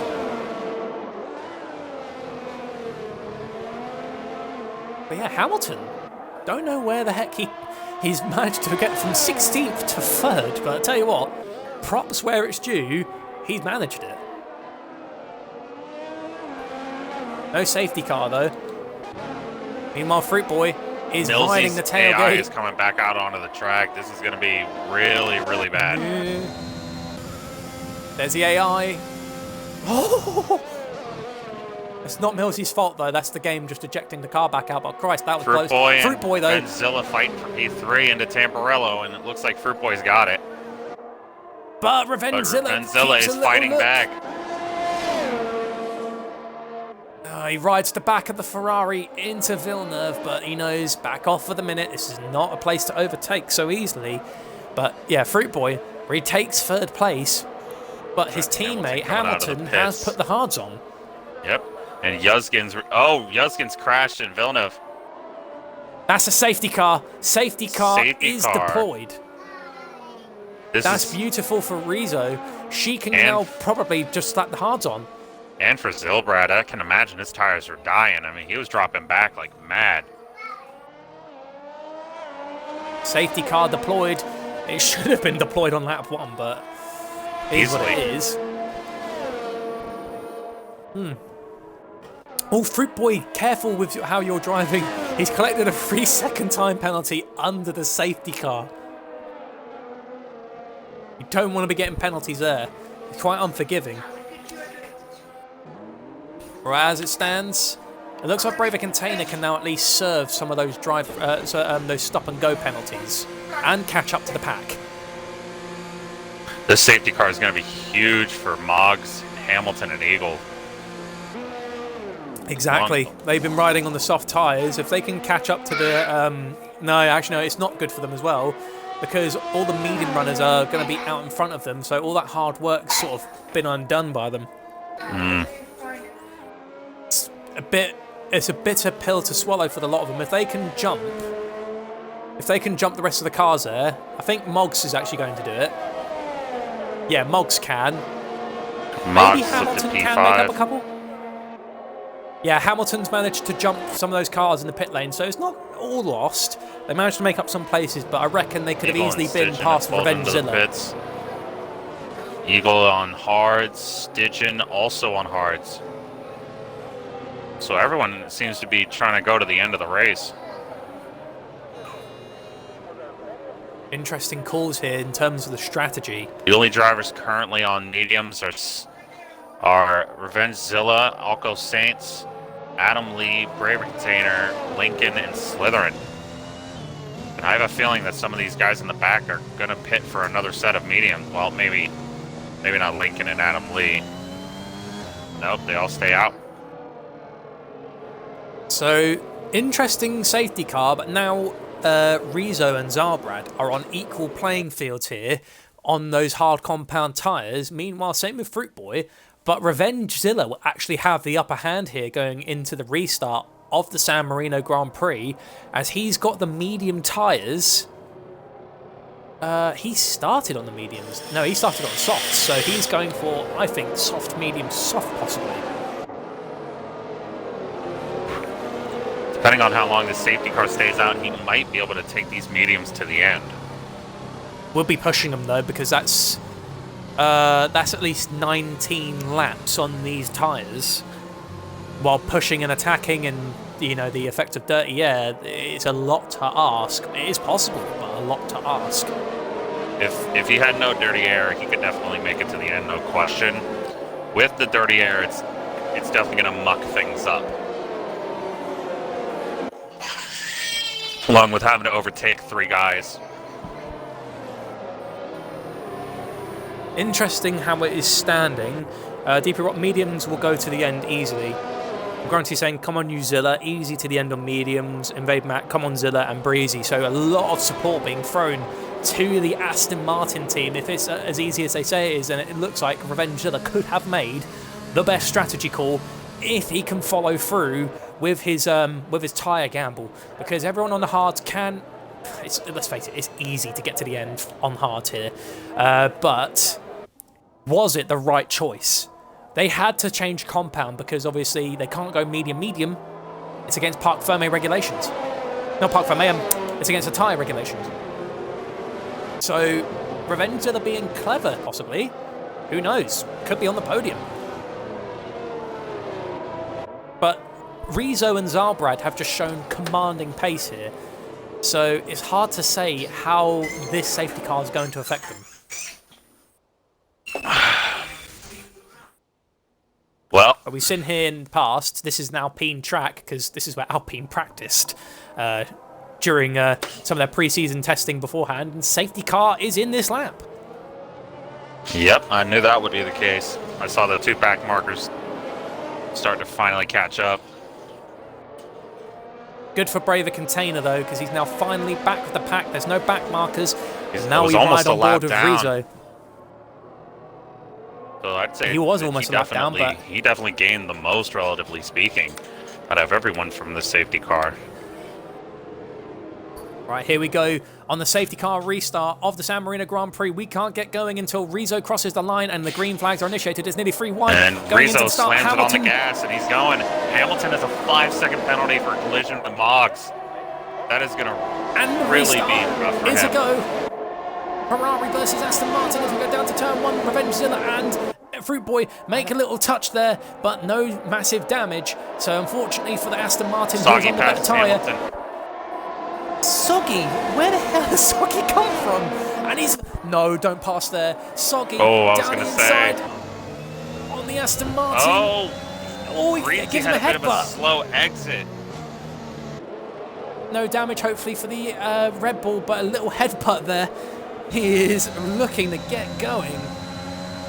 And one thing we haven't talked a lot about in this race is penalties. How much of a factor is penalties going to be in this race? Going to play a massive part, I feel, because this is an easy track to accidentally lose it, especially when you're going through Aqua Minerale. Soggy loses the rear end a little. Oh, but he manages to recover and stays behind Breezy, but it puts him a little bit more under pressure by Alco Saints, and Rizzo now collects her first 3-second time penalty. Oh boy. Zilbrad definitely noticed that, and he's got to realize that he's got to stay on her ass, because... Preferably get past her. No, that's all right. Preferably, he has to get past her if he wants any hope of keeping the lead, because if he makes that same mistake, he needs to make sure he has that track position, so preferably get the job done. Meanwhile, Revenge Zilla can't quite catch up to the Ferrari to attack into turn 1. Meanwhile, Soggy has fallen back a little bit off of Breezy. And Rizzo, after getting that penalty, is starting to pull away already. She's up by 1.3 seconds.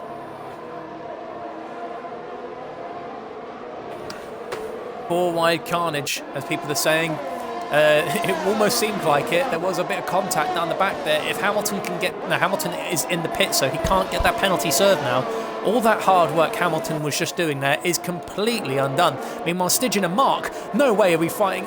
Stygian and Mark were fighting there into Piratella, but Stygian keeps ahead there as we go into Aqua Minerale. Never seen battles done there on the track, but hey, it's the first of many. Meanwhile, Revengezilla back on Fruit Boy. Mark C with a penalty. That is his second penalty of the race. Oh, a little bit of a wide exit there from Revengezilla, the rear. Not DRS playing enabled. into how he wants to, but he doesn't have it at the minute, so he can't actually get the slipstream as well as the DRS assistance on the Ferrari until the next lap. One of the only tracks on the calendar to have only one DRS zone. Followed by The only Monaco, other one I can know think that about for is sure. Monaco. Snap, and Adam Lee collect a 3-second time penalty.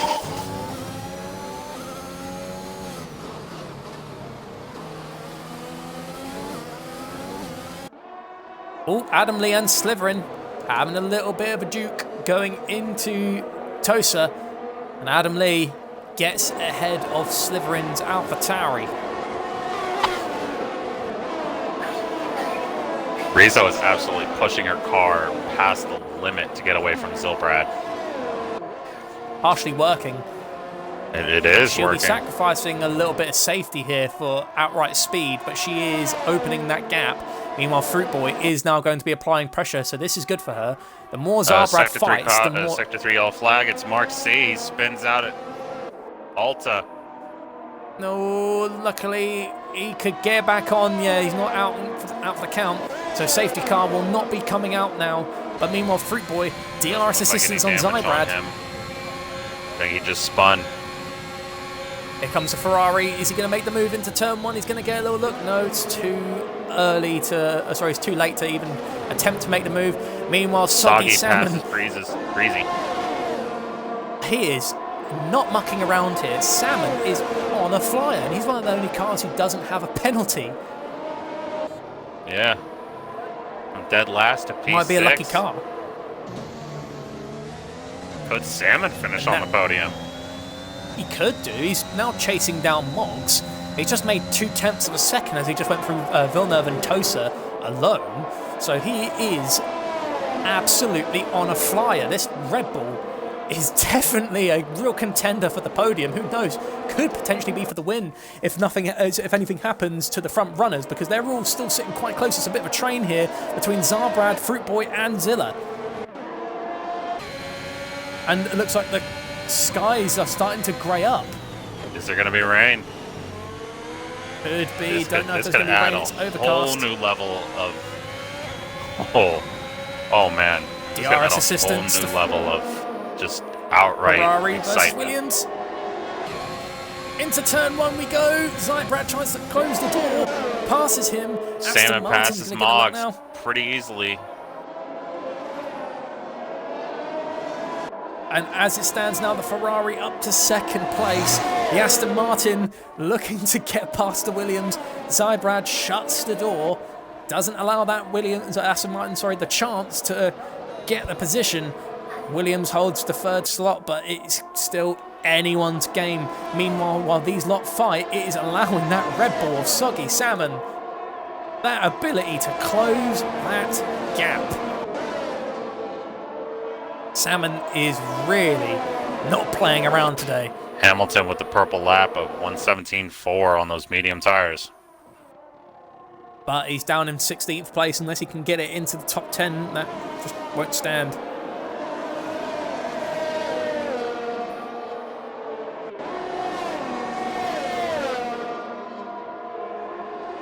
Oh, this is a good battle here, because it looks like Zarbrad's losing out time to the Fruit Boy, and Zilla is gaining heavily on the Williams. Mark C with another penalty. Oh, that's going to hurt. Whoopsie, did I say close Twitch? Didn't mean to do that. On my phone, not on the Xbox, so we're fine. Meanwhile, Adam Lee and Sliverin. Adam Lee gets the DRS assistance, passes the AlphaTauri, pass up back into the point positions. Meanwhile, Arco catching up to the back of Breezy. There's loads of action just happening in one place. It's hard to keep up. Adam Lee is starting to catch up to the train of Soggy Moggs, Greasy Saints, Stygian.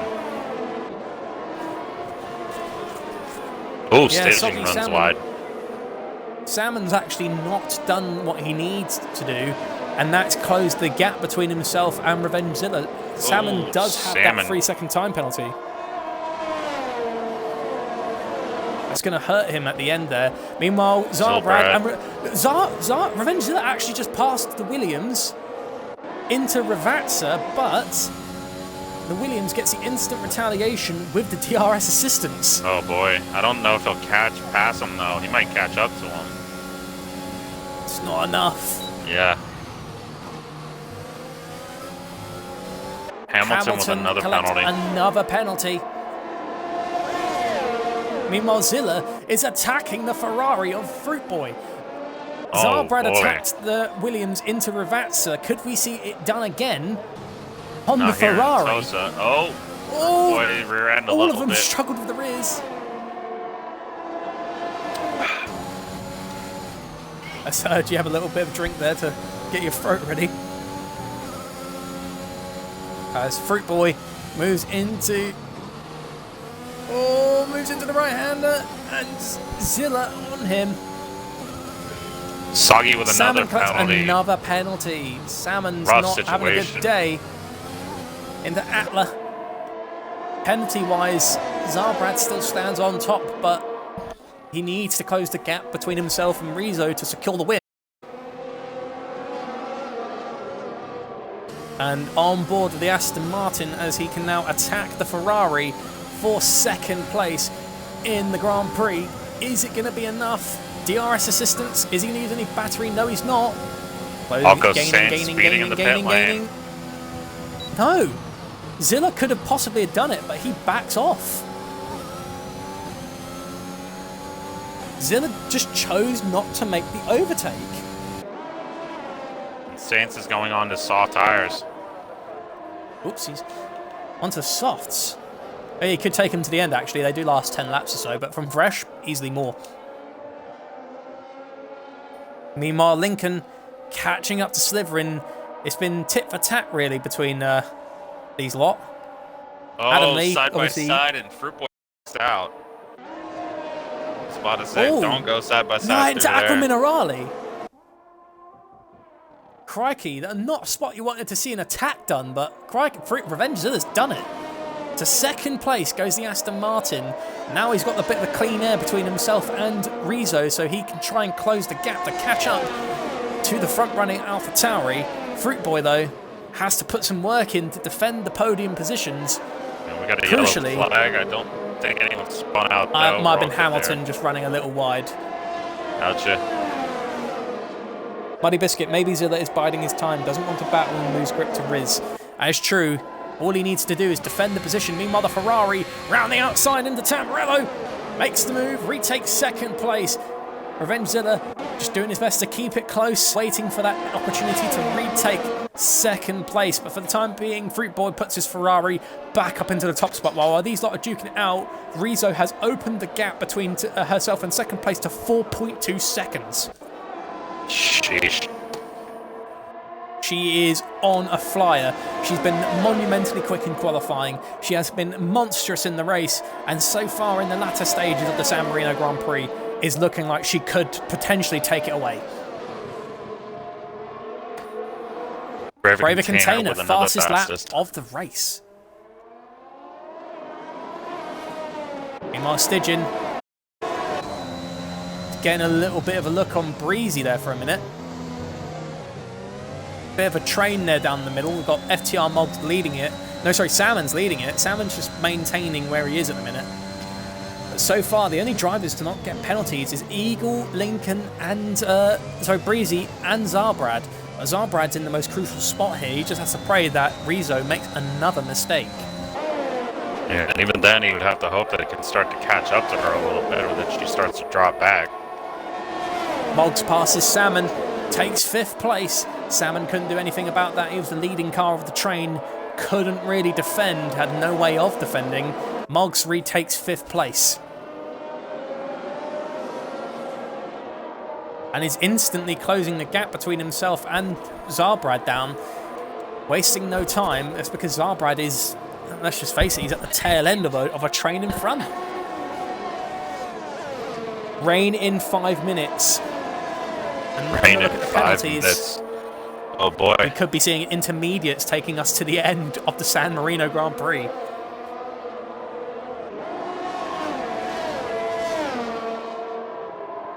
Thank you, RSF1 button. Slytherin's gotten a penalty just now. Gives him his second penalty of the race. Adam Lee now with a penalty. It's his fourth one of the race.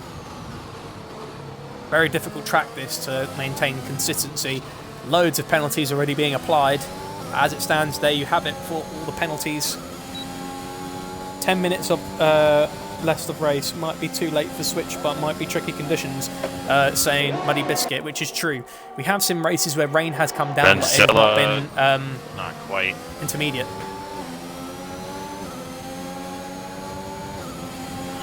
Zilla is wanting this podium. He knows he actually can just stay where he is.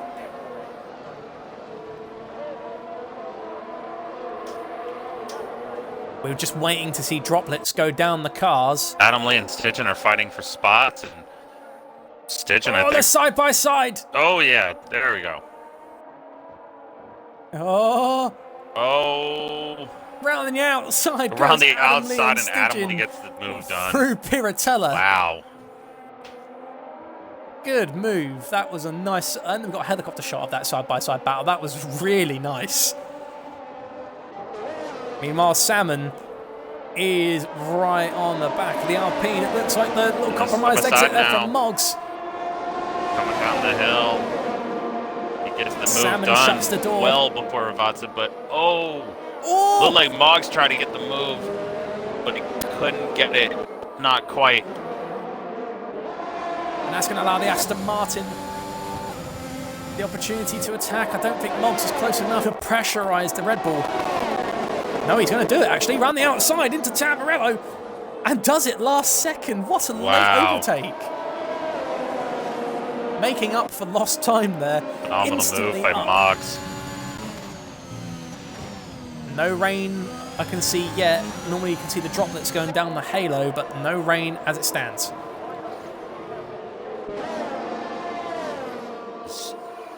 Zilbrad's scrap in the mid. Drop out of DRS range from Zilla. Braver Container gets another penalty. He's got 16 seconds of total penalties. Revenge Zilla going extremely wide at Aqua Minerale, and then loses the rear end just a bit. And he has lost DRS range from Fruit Boy, so Fruit Boy's in a really good spot. Yeah, he's doing really good at the minute, and he's holding off Revenge Zilla with everything he's got. Meanwhile, Rizzo, she's one of the people who's sort of sitting quite comfortably, not commandingly far ahead. I mean, she's nearly 4.5 seconds ahead, but she's not opened it up beyond that. It looks like Zilla's actually struggling to get the full power down there. Allowing Zarbrad to get a little sniff of the attack there. Can't quite get it on the Aston Martin. Has to relinquish it. I think those mediums are now starting to go. Oh! Adam Lee bumps into the back of Breezy and almost lost it. Stidgen now is going to try to make the overtake into Villeneuve. I don't know if that's the place to do it. Nope, he backs out. Smart. Salmon getting another penalty. This is really, really rough situation for him right now. Breezy, in the meantime, is probably in the best situation out of everybody in that train of cars. He's got no penalties. Not quite enough to get into podium positions, but no. Regardless, it's just still... Zarbrad is now in a bad position. He collects a penalty now. Oh, he was almost guaranteed a podium if he'd have just kept it clean, but now he's got to pass Zilla in order to get it. And the gap between Zilla and Fruit Boy is nearly going to 3 seconds. And if it expands more than 3 seconds, then obviously Zarbrad could miss out on snatching the podium position from penalties alone. Zarbrad needs to make the move here. Zilla's got the battery though. Zilla's burning coming to it the a pit little. exit, and Zalbrad's going to get him. Easily going to get him, but yeah. Yep. Coming out of Tamburello, he's got at least 2 car length lead on him. Through Villeneuve. This is rough.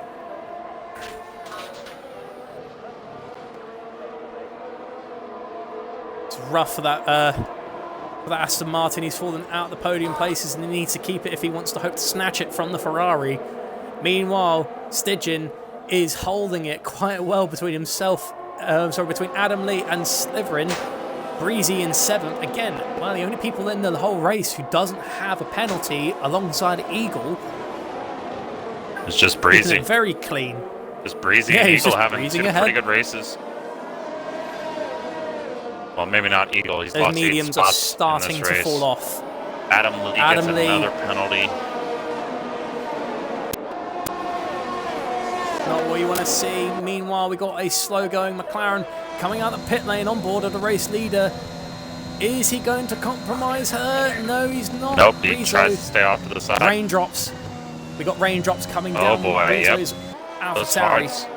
The old hards are going to be really rough to drive in when this track gets wet. It's too late though to consider changing tyres. I think this is Soggy Salmon passes and Moggs is spun. Moggs is spun out in Tamarello. Oh. All that work is undone. Unbelievably disappointing for him. Had a good shot at good points, and I didn't see what happened, but it looked like he just spun it and down to P11. He's got to hope that the rain picks up like crazy and, well, that he switches onto the right tire. Right now, though, it's only just small droplets, so it's not quite enough yet. Number one person that definitely doesn't want to see this rain get heavy, though, is easily Rizzo. Oh, yeah. Rizzo just needs this rain to be just a bit of a spittle, and she'll be good. She's just lost half a second to Fruit Boy in that lap. Not good. The rain is already affecting her. Meanwhile, Braver Container is kind of catching her a good bit. He is, and yeah, the gap to leader between Fruit Boy and her is down to 4 seconds. That Ferrari is gaining, and it doesn't look like Rizzo has got the confidence in the wet weather as she did in the dry weather. The gap is 4.1 seconds. Meanwhile, the gap between Fruit Boy and Zarbrad is 2.6. So Fruit Boy is reeling in Rizzo and pulling away from Zarbrad. F. He is gaining 3.9.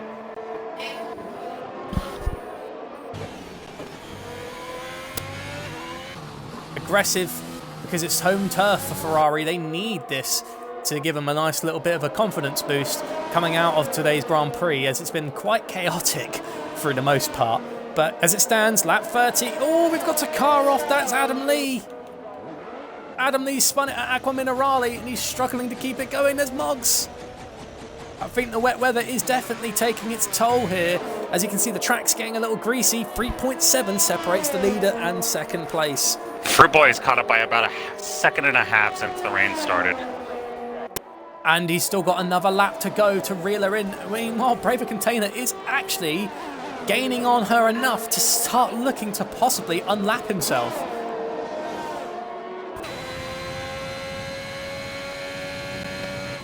Stidgen and Breezy swap spots. Breezy's still in the best spot here because both of those Red Bulls have penalties. Adam Lee is in the pits and he is retired from the race. Yeah, it's no surprise there.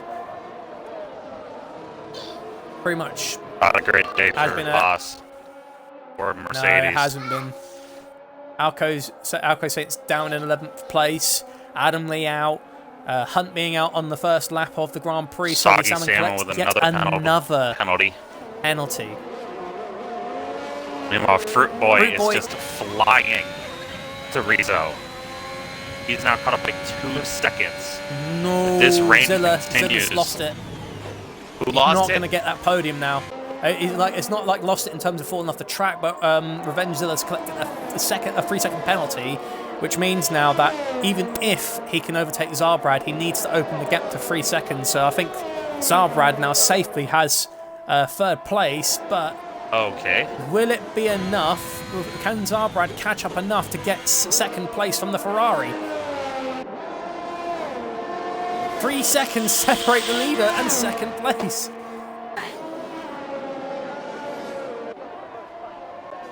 It's the final lap of the Rizzo race. could just do it. She has been struggling. Muddy says, I think Fruit Boy needs to build a gap to Zarbrad, which he does. Currently, as it stands, he could nullify that penalty if he can nail the rest of the lap. But soon he'll be catching up to the back of Braver Container. Rizzo needs to just bring it home here. She's only lost about 0.2 of a second since this lap started. But she just needs to bring it home. Here we go. 2.7. On board with the provisional pole starter in qualifying. Sorry, is the pole sitter for the start of the Grand Prix. Had dealt with Zarbrad for the early stages of the race. Commanded a very well-deserved win here in San Marino as she passes through Ravazza for the final time. Rizzo wins the San Marino Grand Prix in Division 3. Fruit Boy takes second place for Ferrari, and because of his good effort, P3, holds off Zarbrad. Revengezilla P4. Coming to the line, Soggy Salmon will be P5 provisionally, but of course, due to penalties, Stygian will take P6. Prix takes P5. So, good race from him, and my kids are going nuts. Good race for Aston Martin. Soggy Salmon drops from P5 to P9. Rough scenes. But he still made 10 positions. Yeah, no, I mean, overall, he's definitely my pick for driver of the day. I'd have to say, though, my vote for driver of the day has to be Fruit Boy. Now, Ferrari really put that work in, even after the early race calamities. But a very well-deserved win there by Rizzo. For sure. I imagine she's pretty ecstatic with that. Would you like to try and invite the top 3 to the podium interview? Yep. Let me get there. There you go. She's celebrating her win. And it's a home win for AlphaTauri here in San Marino. It's actually a home 1-2 for them because it's Scuderia AlphaTauri in the top and Ferrari in second place. So very good work there by the Italian teams. And Zarbrad taking third place for Williams rounds off the top 3. But very good work here from everyone here. So while we get the top 3 into the party, we'll go over the classification for the San Marino Grand Prix as it stands. Starting on pole and finishing on pole, Rizzo takes first place here in San Marino. She'll be completely happy with that. Reeling her in at the latter stages of the Grand Prix is Fruit Boy, who managed to secure second place for Ferrari. Very good work. Meanwhile, Zarbrad collects a final podium position in San Marino, followed by Revengezilla, 7th to 4th. Very good start. Same with Breezy, 10th to 5th. Stygian, 6th place. Lincoln, 7th. 8th is Sliverin. 9th is Salmon. 10th is Moggs. 11th is Eagle. 12th is Mark. 13th is Alco. 14th is Hamilton. 15th is Braver Container. 16th is Adam Lee. 17th is Yuzgin. 18th is Millsy. And RSF1 Hunt round off the grid. And so for the interviews, would you like to do... I'll do third, you do second, I'll do first? Yeah. Hello? Rightio. Have we got Fruit Boy in? I believe we... I'll try. We got Rizzo and we got Zilbrad in here. I've invited Fruit Boy.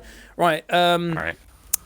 If we don't get... We'll give it a minute. If Fruit Boy doesn't join, I'll let you interview Zarbrad and I'll interview Rizzo. But it doesn't look like Fruit Boy's going to join. Okay. I'll let you take it away with Zarbrad. Okay. So, Zarbrad, phenomenal race, first off. Phenomenal qualifying. Just overall great race. How do you feel? I feel really happy with myself there. I weren't actually looking for a podium, really. I was just looking for points because of last week. But I'm really happy with myself right there. Oh. I could have got second, but I made a little mistake in the middle of the on the second sector. I mean, good, well done for Fruit Boy getting second, and well done for her to get first. She was way too quick for me there. No argument there. Yeah. Anything else? I got a question for you. Yep. So at the latter stages of the Grand Prix, you was being completely hammered at from both sides. You had Fruit Boy, who looked very aggressive on his hard compound strategy, and then you had Revengezilla for a little bit there on his mediums. Obviously, at the end there, those mediums did fall off, but you was under a tremendous amount of pressure there in between the two. Yeah, I was. Fruit Boy was quicker than me at the on hards. I was like, when he got DRS, I was like, I'm not going to battle him because I know he's going to easily just storm off me. And I tried to stay with him. And then the one behind me on mediums, I actually turned away and let him through because I wanted him to try and get in front of Fruit Boy. And then me and Fruit Boy could help each other follow him to get to the leader again. But didn't really happen. Just consistency. Consistency paid off for you though, because in the end, in a very chaotic and manic San Marino Grand Prix, you collected your first podium of the season. So well done. I'm pretty sure that's your first podium, isn't it? It's actually season, my or fourth. did you get last week? It's my first in this season, but it's my fourth. Really, second podium, and I've got 2 wins. Well deserved there on that podium. You looked like you really worked hard for it, and it was very difficult, especially with the rain coming at the end. Yeah. And well done, mate. And it's a shame we can't get Fruit Boy in to get his view of your battle, because it was pretty much just you two fighting for second. Yeah. But yeah, well done on the podium, mate, and well defended from Zilla. Yeah, I think I could have got maybe pole, but I just my first quality. I don't know how I didn't get. I don't know how I didn't crash out in the start, because when I was doing my lap, automatically just spun and went straight into the wall. I don't know how I survived. Well, enjoy that one, mate. Yeah. You did good today. Oh, thank you. And now moving on to the woman of 1,000 names, because you can't pin one name on her, because every time you say, oh look, your name's Rizzo today, next week she'll turn it into like Apple Queen or something like that next week. Celine, welcome to the podium and your first race win of the season. First race win of RSF1. Well done. So you've been monumentally quick. Let's just say it like this. In qualifying, you was mentally fast. We knew you was in contention for the top 3, but we didn't realise you'd smash it by nearly half a second. And then in the race start, I knew you were going to have a little bit of a difficult start with Zybrad on those softs. But then near the end, when the softs fell off, you just made short work of it, round the outside into Tamburello, and then you just pretty much left it from that point onwards. Take us through the Grand Prix, for you, because obviously being your first win, this must be a pretty damn good feeling for you.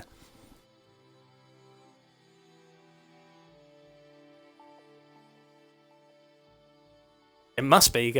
I remember when I won my first.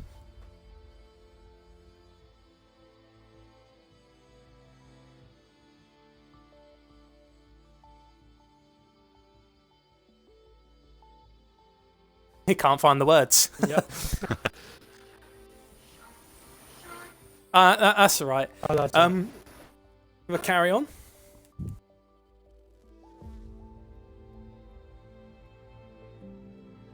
And you cut off there.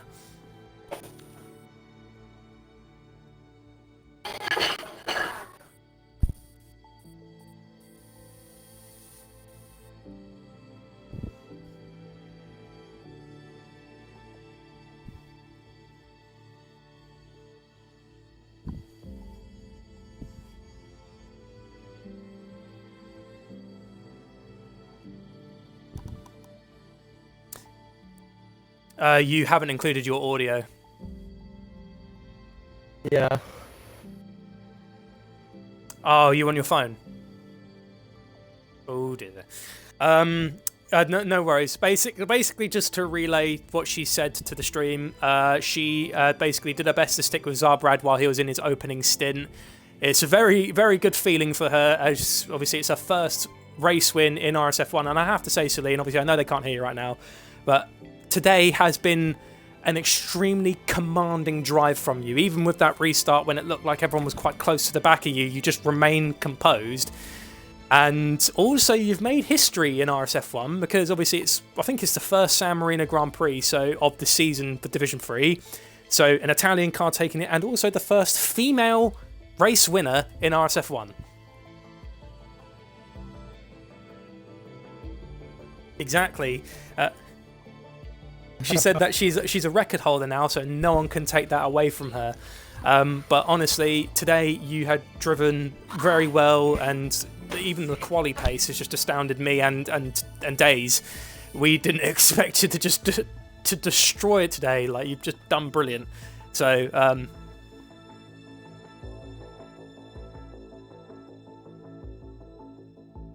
you cut off. Oh, you cut that again.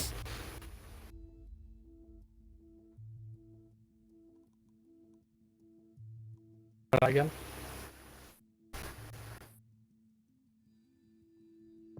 No. She basically just wanted to pass on her thanks to Zybrad and the others, because they were constantly pushing. No one was holding up. They were racing with everything. And obviously with that, she could just keep on 100% and just keep on pushing. Yeah. And it must have been difficult for you, Celine, because you normally race without the braking line, and Yuzkin had a little bit of a venture and accidentally took out all the brake marker boards. Yes.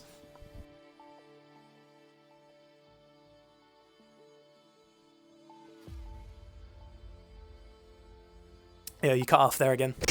Well, you definitely did a good job on the improv. Yes. Me and this dude were talking about how him taking the brake boards out might have been better for you, because you were starting to pull away mad after gained that. time.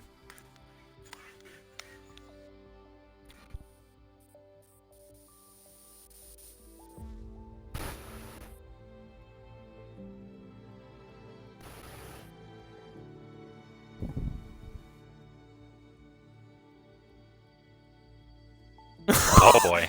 Wait, what?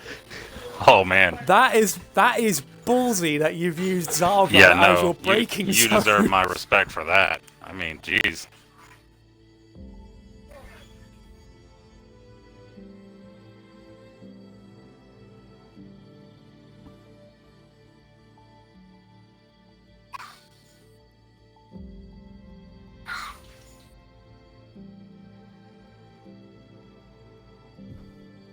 With no problems at all.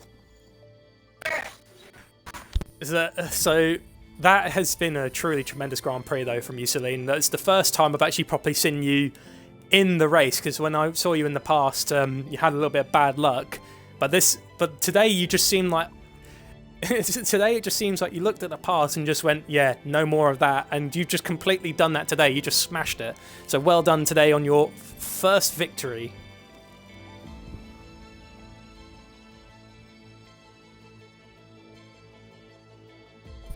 I've got 2 questions for you, Rizzo, when you're...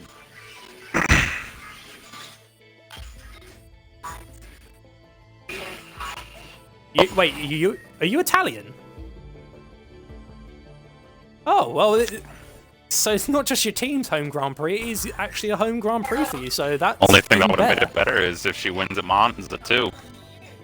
Yeah, if she takes the double whammy in Monza, then I will be If she bloody wins scared. at Monza, oof, that'll be spectacular.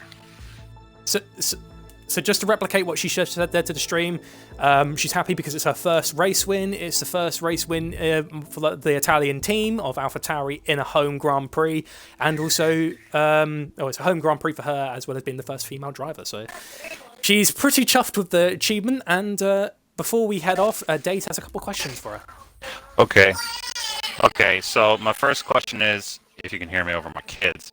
Okay, good. What was it like seeing the rain come in and having, what was his name? The Ferrari. Yeah, him. What was it like seeing him just eat away at that gap as quickly as he did?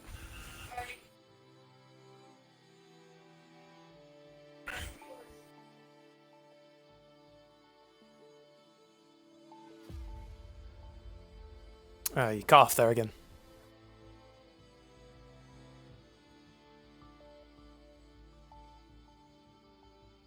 Cut off again. You need a headset.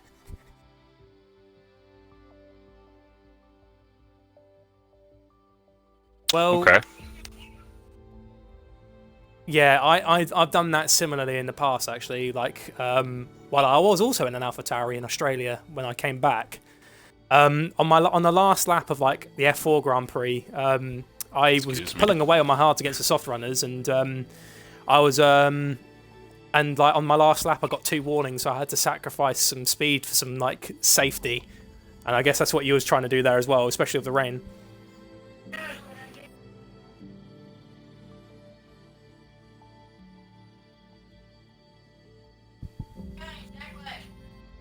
Well, that's a very good drive there. And have you got any more questions for our days?